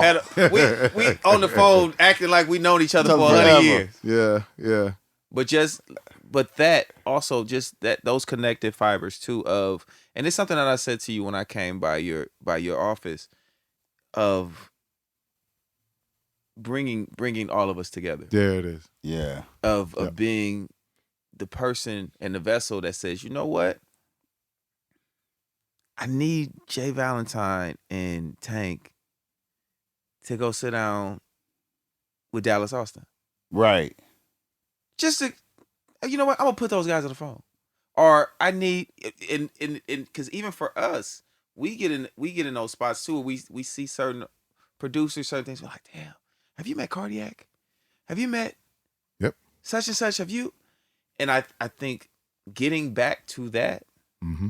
and in my opinion, where we are in the business now is a little different from where we were before with the launch of those boutiques. Yeah. I personally feel like we should be in more partnership with artists that we do business with. Yeah. Yeah. That's my personal opinion. And especially where we're at in the business, because now It takes so much more. it takes so of much them. more, and it takes so much more of them. Yeah. Right? Just the button. Right. Right? Because most artists really believe that there's just a button. They're like, wait, I just signed a record deal. I'm gonna be a star tomorrow. Right. I don't got to post today. Well, you do. You better. Yes, you do. You better.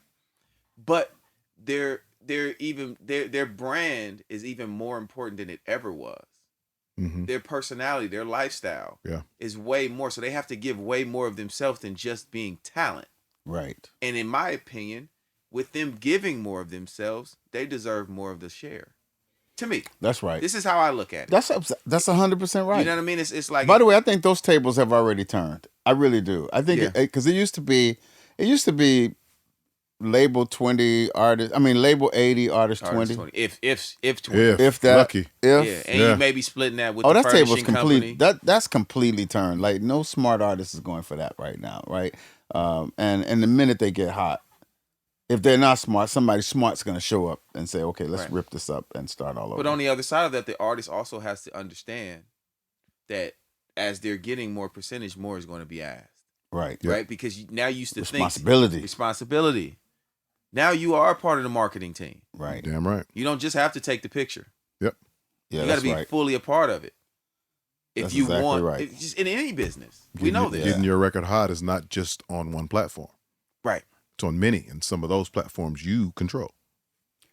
Look, I get that. I respect it. I gotta say, man, I just want to hear better. I want to know what pushes R&B music to the forefront, to the mainstream forefront. Like I maybe I'm just too artistically focused and too music focused. Nope. But I want to know, like what is that? Like, I don't want what we do, what we represent. All of us represent the same thing sitting here, right? It's your podcast, R&B Money, but we all represent the same thing. Yeah. And I don't want that thing that we represent, that we love, to become a subculture or a subgenre and no longer the mainstream.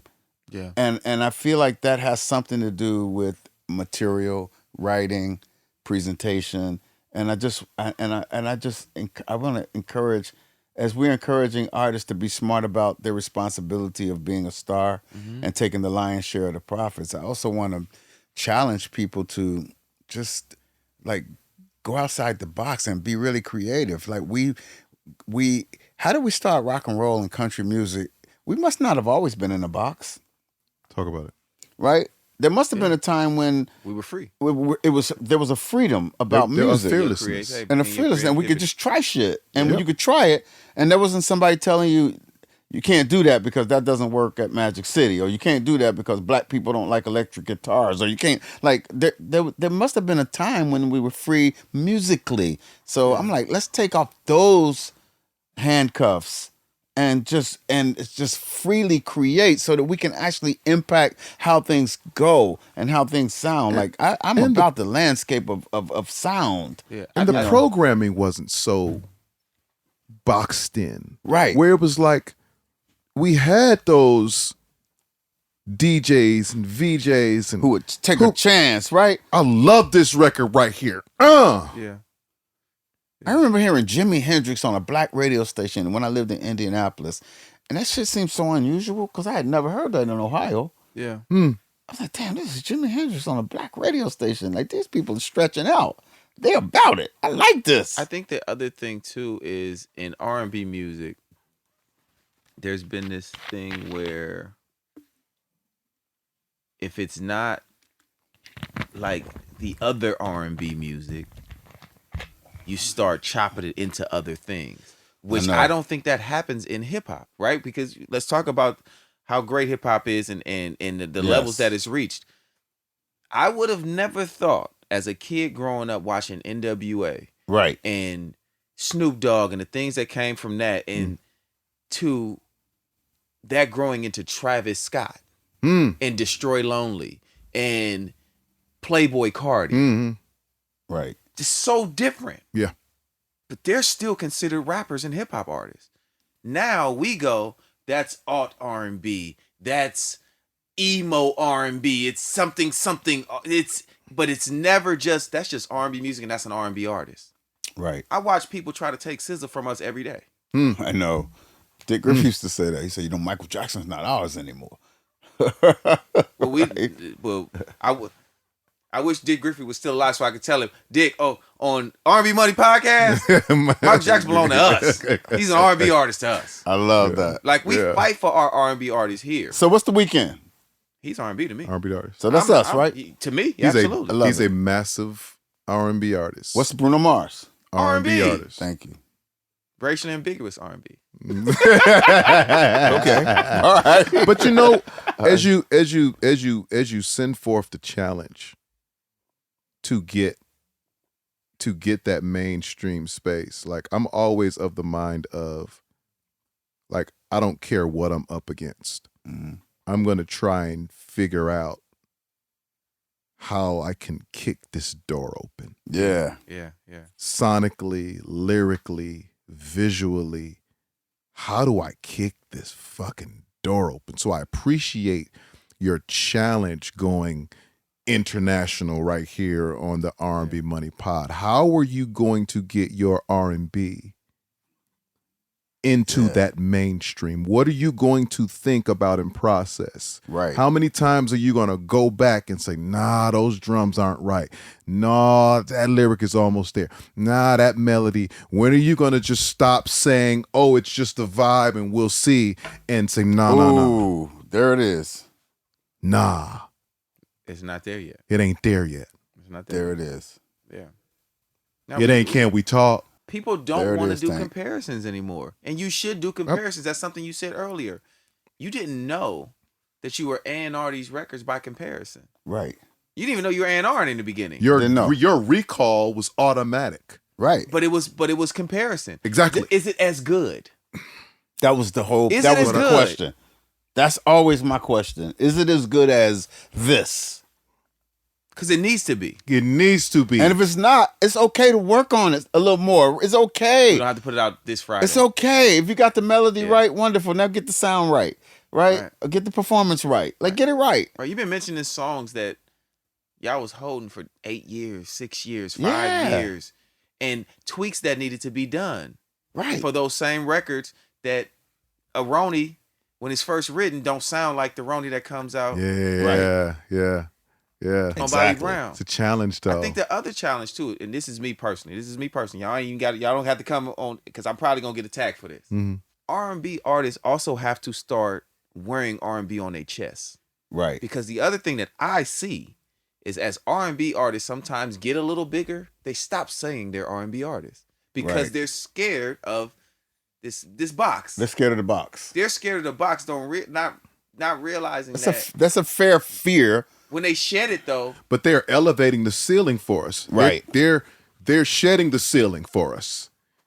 But by not owning it, it keeps the ceiling there. It keeps the ceiling there. Right. So that's my challenge I to see- the I got what artists. you're As saying. you I see get what you're bigger, saying. I like that challenge. I love that. As you get yeah. bigger, Yeah, I like keep that. coming into these interviews saying, "Yo, I'm an R&B singer." Love Right. that. Because I know for sure, Yeah. and I've never met this man, but when we get Teddy Swims on here, He's gonna say he's an R&B he's gonna artist. say he an R&B With artist. pride. Speak on it. Speak on it. Justin Timberlake's my friend. Yes. Sure friend. Yes. Justin Timberlake, flat out, I'm an R&B artist. There you go. With pride. I With made pride. an R&B album. He says it. He'll say it. Right. I'm trying to make R&B albums, Right. and they keep trying to tell me they pop. I want a black artist to say that too, though. There you go. I'm so with you on that. No matter how big you get.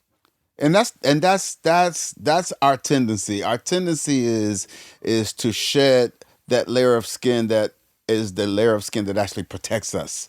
We Come on, man. we don't Come on, man. we haven't Ain't we no haven't completely sunscreen in Africa. yeah, we haven't completely learned to love ourselves yet. We still haven't gotten there. We've come a long way, but we don't love ourselves yet. So a black artist that says I'm not R&B and is not proud to be R&B is a black artist that doesn't love himself or herself. It goes back to that, doesn't it? We still like we gotta have love for who we are, what we are, good, bad, and indifferent. Like, doesn't matter. Love it. Because if you ask Adele, I'm sure she's gonna say she's an R&B singer. Oh yeah, Right? yeah. I know that Amy Winehouse, it's written on her metadata on Apple and Spotify. It says R&B soul. R&B soul. So they're proud. We got to be proud. huge. We gotta massive. be We gotta be proud, proud. man. We We gotta gotta be be proud. proud of it, you know? We got to be proud. I love that Beyonce won the best country album, still R&B album. I'm sorry, because it's Beyonce. She's an R&B star. Country sang by R&B artists. It's still that's the same. You're an R&B star, Same person. Yeah. the greatest ever. Sheesh. I'm glad. Country, wonderful. Mm-hmm. So happy and proud. She belonged to us. But you don't belong to them. You still belong to us. Yep. Right? Nice. And I don't know, man. I'm getting out of here, man. I love talking to y'all. Thank you for having me. We're not letting you leave yet. I gotta go, man. No, we're not letting you leave yet. I talked too much already. No, we're not letting you leave. You're giving us gems, info, and instruction. Yeah, Need it. but It's needed. you know why I to don't do move interviews? Because the truth is I don't know how to shut up because I got so much shit to say, and It's needed, LA. yeah. It's needed. You about to play something? Yes. What you about to Yeah. play, bro? It's about to get talented in here, Come man. on now, okay. Yeah, man. Now we are not letting you leave. Now I'll stay. Shit. This is what I want you to do right before I do that right there. I can't sing. Don't try that. I'm in the room with Tank. So Beatbox. even if I can sing a little bit, I know you do drums. Even if I can sing a little bit, it ain't happening today. Not with you sitting in here. So let's brief. Tell me what's next and introduce it, because you know what we got. You know what we did earlier. What You know what we did in there. Oh, earlier. what's next? What's next for the brother L.A. Reid? What's next? So what's next for me is I've been very fortunate that a couple of young artists found me. One of them, his name is J-Don. Yeah. One of them, his name is Paradise. Another one, his name is Sweater. Yeah. And they found me, and I'm putting my arms around it, and I'm gonna rock this thing all the way to the top. First of all, we want to introduce that right here on the R&B Money Podcast. First time ever. Yeah. Incredible. Give them a platform to perform their music. I love that. I think it's beautiful. I appreciate you for inviting them on, having them here. And we'll look back on this one day, and we're going to all be really, really proud of it. You know, And we're going to be really proud that we had Really. the audacity and the bravery to do this, to actually bring some new artists on the R&B Money Podcast, which is one of the most famous podcasts in the world that could have star after star after star, but you actually had the bravery and the audacity to bring on some complete unknowns, some brand new artists, and giving them your platform to shine. So I really appreciate it. And Absolutely. we got to That's why we're here. As we follow in great footsteps. Yeah. You're making great decisions. I know that. Come on, man. We trying. Come on, man. That I know. We trying, man. Come on, man. You're making trying. great decisions. We trying. Let me do something. Come on, man. Come on. Get feel it. talented, man. I feel it. LA trying to run off on us, man. I talk too much. Nah, LA. Nah, this is needed. We gonna have a part 2. We gonna bring you back on here. Talk about some more shit. Come on, man. We got a lot now. I ain't gonna lie. We got a lot Come to talk on. about. What you got over there, champ?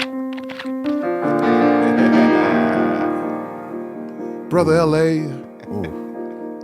Bishop Reid, we have come to the portion of the show where your musical knowledge and information is needed. You've been breed for a long time, and we want to take you back to a place to where music has inspired you. We call this particular section What's it called? your top 5. Oh yeah. Your Yeah. top 5. Oh. Top 5.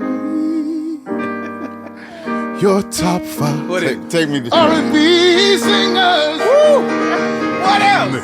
R&B songs. Woo.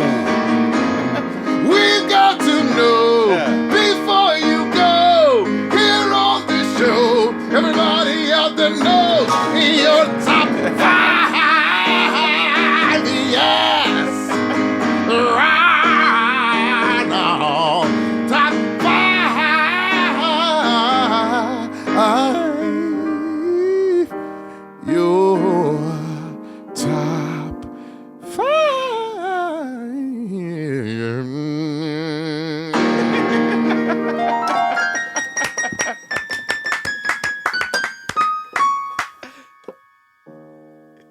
Oh my God, man, you are gifted. Oh my goodness. Brother L.A. Reid. Where did you get that from? Just made it up. Wow. Your top 5 R&B singers. Singers. We doing gender or Whatever no? you want to do. Whatever you want. No gender. LA Day. No matter. It's LA always Day. better. LA LA Day. Day. LA You want Day. to do 5 of each? It's up to you. It's up to you. 5. Do whatever you 5. want. 5 R&B singers of all time. All time. Aretha Franklin. Start there. Rita. Mr. Marvin Gaye. Hmm. Oh my God, R&B singers. Mr. Luther Vandross. Yes, sir. Come on, Luther. Yes, sir. I gotta go obscure because I love what I love. I love what I love. What I love is what I fucking love, right? There's a young man named Howard Hewitt. I love this man's voice. You talking about new? I love this man's voice. Himself, Bad, man. Yeah. And then Chaka Khan. Chaka Khan. Chaka Khan. The first time I saw Chaka Khan live, I couldn't believe that voice was coming out of her because of the height. I know, man. And she wasn't. It was effortless. Yeah, powerful. I never feel like she's reaching for it. It's just there. It was in the rafters, and I was like this. Did you know she? You knew. I'm sure you probably know. She could play drums. Yeah, I didn't know that. Yes. Yeah, I had never spent time around her. She's like, I just saw a clip, but I saw that too. I think I saw that. Shaka Khan could play drums. I saw Chaka Khan singing, hitting every song note for note like she had just recorded it, like it was nothing. It was nothing. I'll be leaving messages on her page about coming to the podcast too. So I mean, I'm gonna hit her too. We ran into her, all that stuff. Every now and then I get a little interaction on my page from her. Boy, I'm telling you, like mean.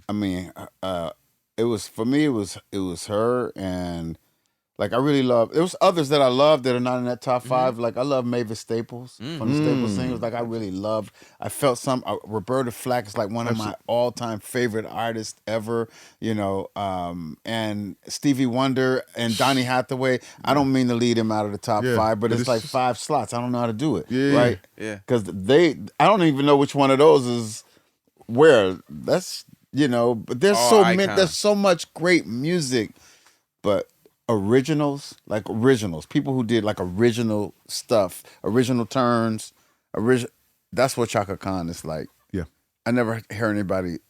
I've never heard of Chaka Khan do her phrasings. Right. We've had she's like, or she's like. Right. We haven't had a Chaka Khan. No. There's only one Chaka Khan.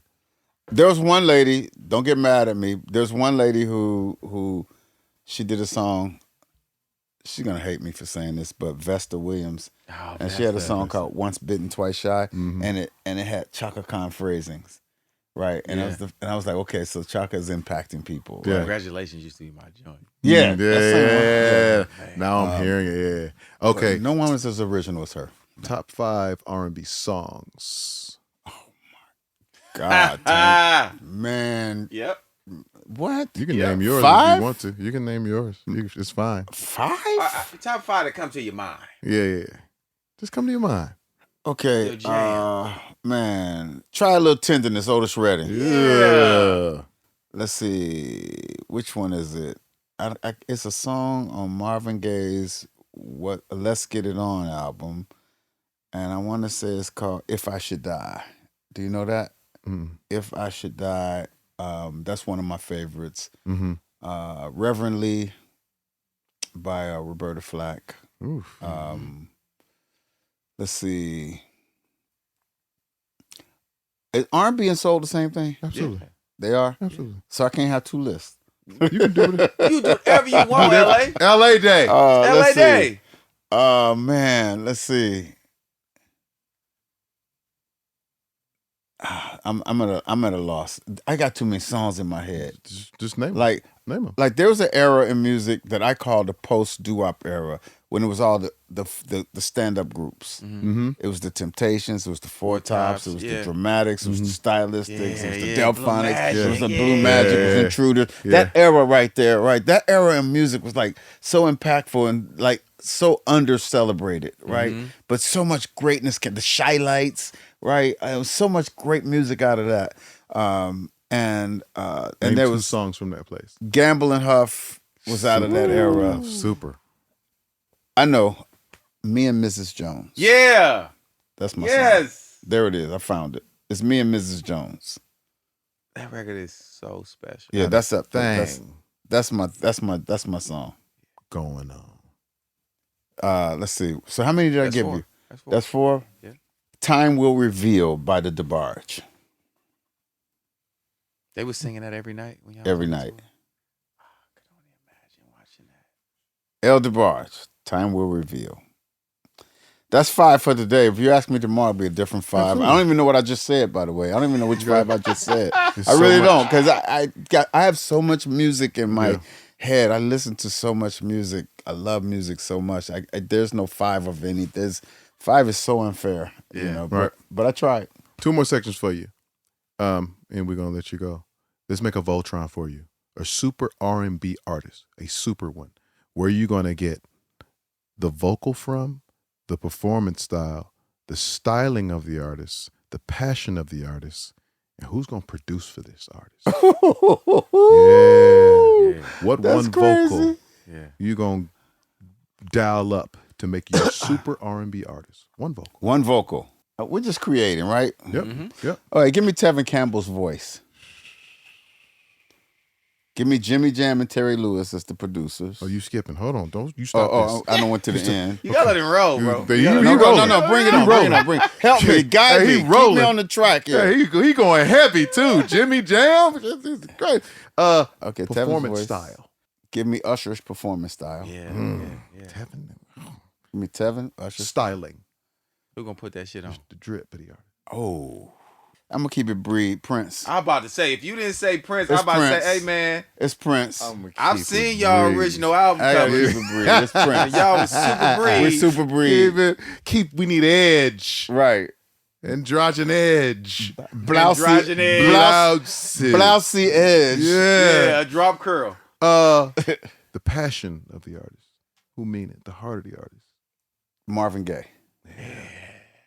Yeah, Right. I Yes. believed everything Marvin Everything. said. me too. Everything. Yeah. Me too. I don't know nobody else that had to give an album in divorce proceedings. You talking Here, about my meaning dear. And it was here, and it was enough. my dear. Here. Is that crazy? It was enough. He tried to make a bad album, but he was incapable of making a bad album. Take here. He tried. Say this Because shit. that's the thing, though. I'm sure he didn't want to give it a good album. He didn't want to give her a good album. Take this one. He couldn't help couldn't himself. help it. It's too great. Too good. Yeah. Too talented. Yeah. And then you said it. Who's going to produce this Jimmy album? Jam. Yeah, and it's Jimmy Terry Jam and Terry Lewis. Lewis. Are they writing it too, or are you going to bring it? They're writing it. No, it's just them all the way. It's Those all. two. It's Jimmy What's- Jam and Terry melodies, piano, drums, What's everything. wrong with them? What's wrong with them? They're perfect. Like They're fucking perfect. They're the greatest ever. They're the fucking greatest ever. Are you, as you guys are having your run, are you looking like these the whole time? Like, Not like that. Not No, looking at it. Never competitively, because I never thought we could compete. Never. Like, if there's no Jimmy Jam and Terry, there is no LA and Face at that time, right? Yeah. Period. Point blank. They introduced us to Clarence Avant. They gave us the blueprint. Everything about them. Like, no, it was never. I never thought we could compete with them. I still don't. And as much as I love music that we made, you know, ask Jimmy Jam. I love their songs, man. Yeah. I love their, like, you ever heard Never Knew Love Like This by Alexander O'Neal? Absolutely. Yeah. That's my shit. Yes. You know, or I mean, all of those songs, everything from Sherelle's I Didn't Mean to Turn You On to SOS Band, you know, I mean, their Man. songs, man, like, I just think their songs, the sound of them to me, metaphorically, it looks like the tallest building in the world. The production sounded like the tallest building come in the on, world. talk about Wow. it. Like, it was just like, wow. like, Absolutely. I've never heard that Yeah. analogy.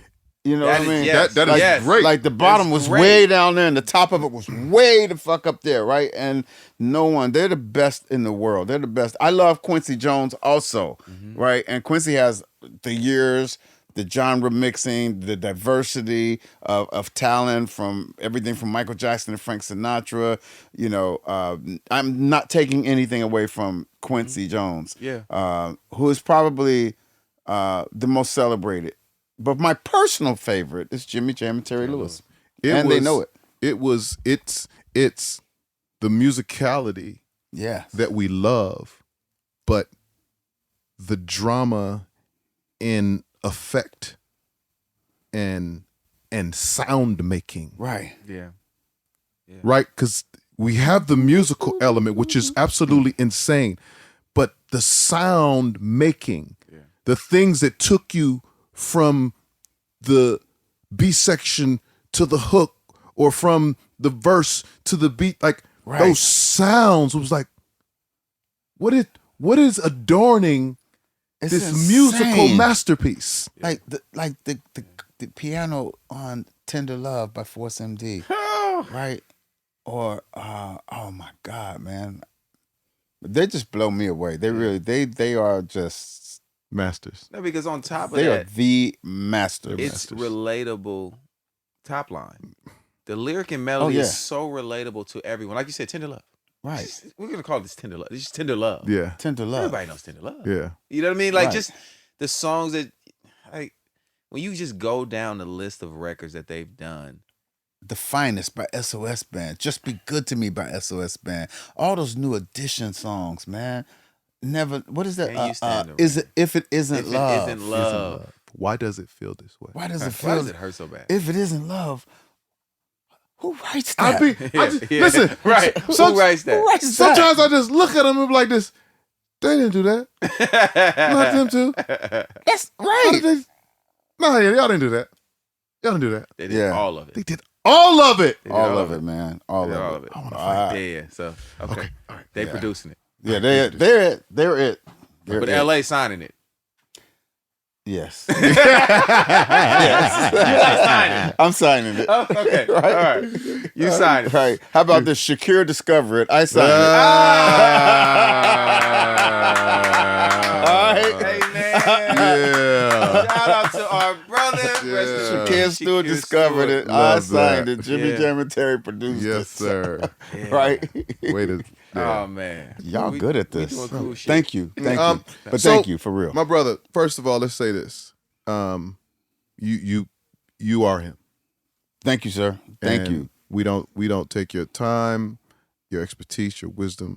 We don't take none of that lightly, brother. Your success, we appreciate it all, and we appreciate you sitting in that chair right now. Like, we do not take this lightly, and we thank you from the bottom of our hearts. And thank you for the challenge. Yes, sir. Yeah.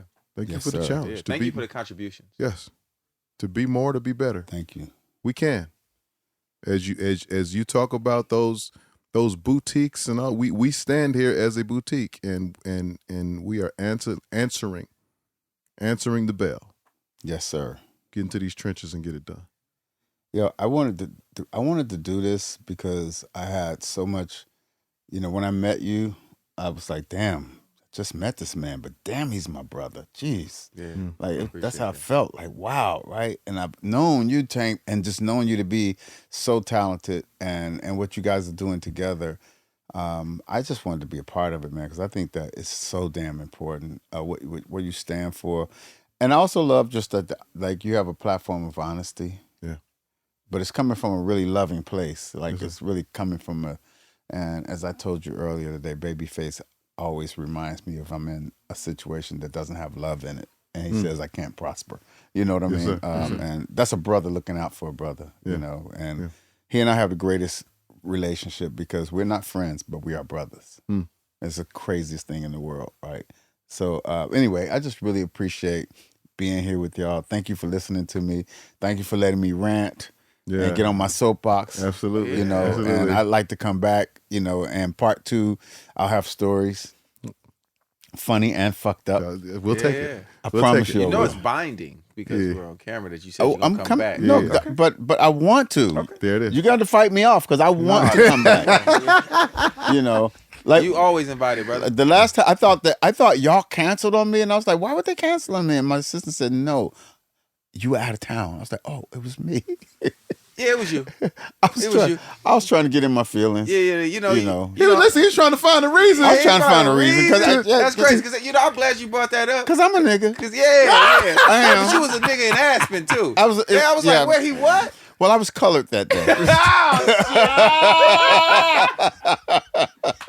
I said, Tank, the nigga that canceled on us for Aspen, man. Hey, listen. Tank was like, I understand. I was chasing. I was there with Mariah Carey. Huh? Shout out to Mariah. Why not? Yeah. Yeah.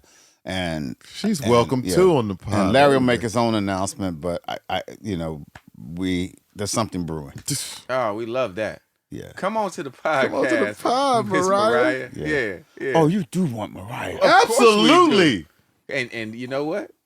Hey. We know who to call. Oh, you definitely know who to call. Hey. Oh, you definitely want Mariah. Yeah. Ladies and gentlemen, my name is Tank. I'm jvalentine. And this is the R&B Money Podcast, the authority on all things R&B. Yeah.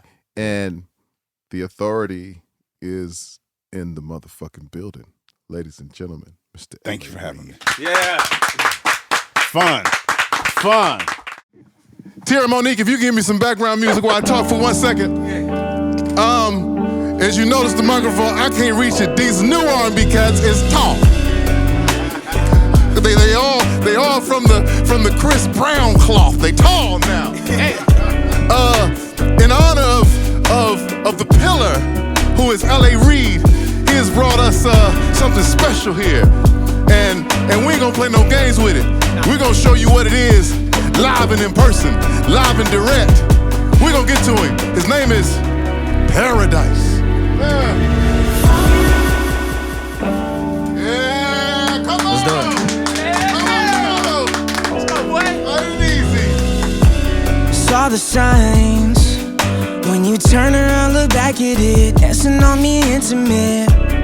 Bottom line, there's nothing about you innocent, and I'm just like you innocence.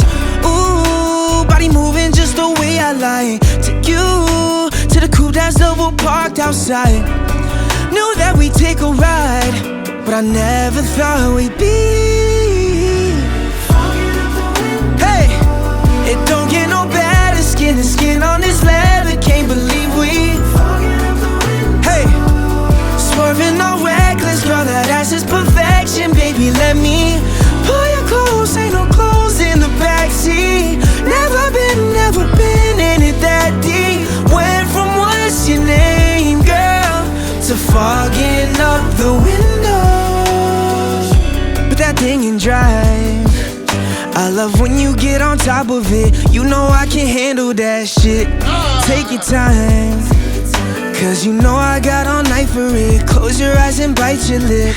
Ooh, body moving just the way I like. Take you to the coupe that's double parked outside.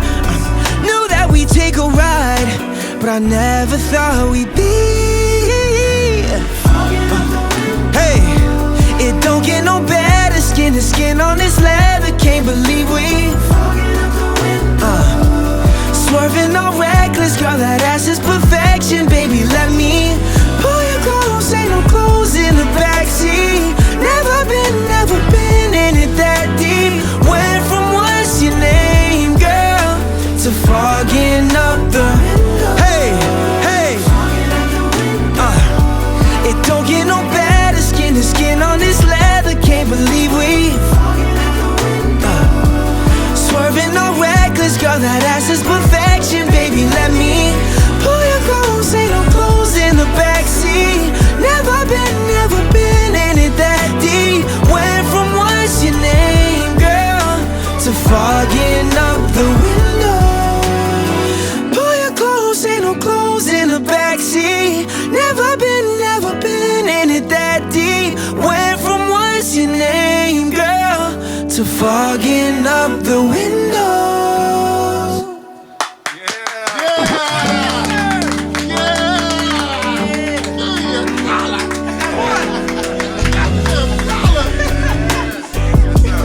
Paradise! Yeah. Smash! You heard it right here first at the R&B Money Podcast, huh? What we doing? Yeah, First. what we doing? Yeah. First live performance. The first. We're not done. We're not done. We got another young brother. Who next? What's his name? He tall too, and he not playing no games. This is my brother right here. We keeping this thing going. The R&B legacy is real and it's in good hands. Come on, J Don, talk to the people, man. Talk to y'all, man. How y'all doing? How the ladies doing out there? This for the ladies. Huh. Listen, I'll confess just like I'm preaching. Don't tell you like the weekend. Only giving you the best of my heart. Hey, you say the space is always needed, but they ain't been the places we've been. Promise you I'm gonna hold up my part. Through thick and thin, time and again, you raised above what it means to be a woman. Lover and friend, I'm confident. You're my beginning, my middle, my end. Yeah, I'll give you under my protection. We've been through the lessons. I'll be damned if they wanna straight now that we up, but we held each other down. Wanna wake up to you in the morning for the rest of my I sleep at night, 'cause you're by my side. You're my lullaby. I close my eyes to your lullaby. Hey, let's go. I keep you warm and fuzzy inside like a sweater. My chest is your pillow. Might need to write you a letter. Make you feel just like all the love songs on the radio.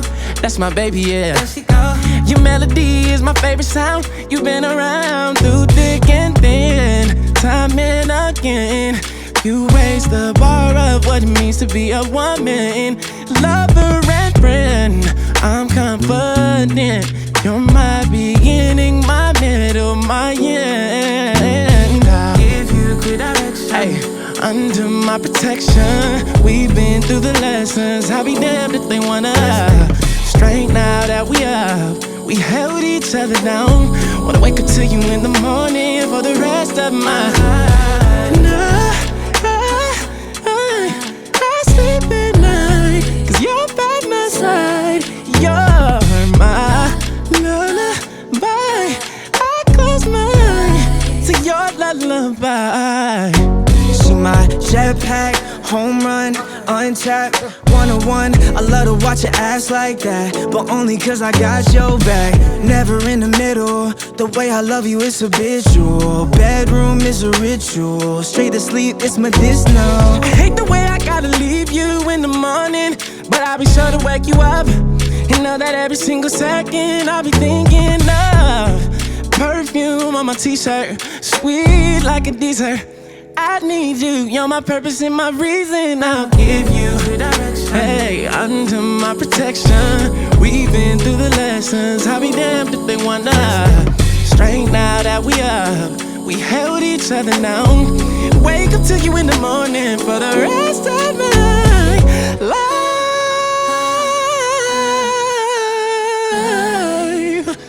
'Cause you're by my side, baby. I close my eyes to your lullaby. Yeah. Sing it to him. Yes, sir.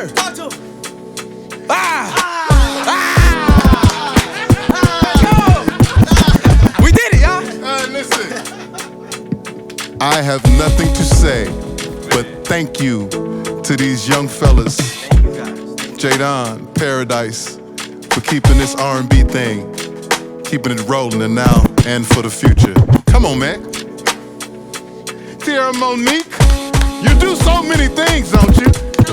So many things. We brought somebody special up here for y'all to run this music back to ones and twos, just for y'all. You know what I'm saying?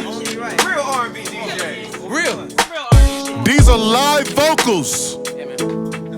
That's what R&B is about. These are live vocals. From under his protection. I'll protect you. Huh? I'll hold you. Hold you down. Oh, sorry, brother. I wish a nigga would. I wish it. I wish a nigga would. Nigga. You want to get sent to paradise? You want to get sent to paradise? What we doing?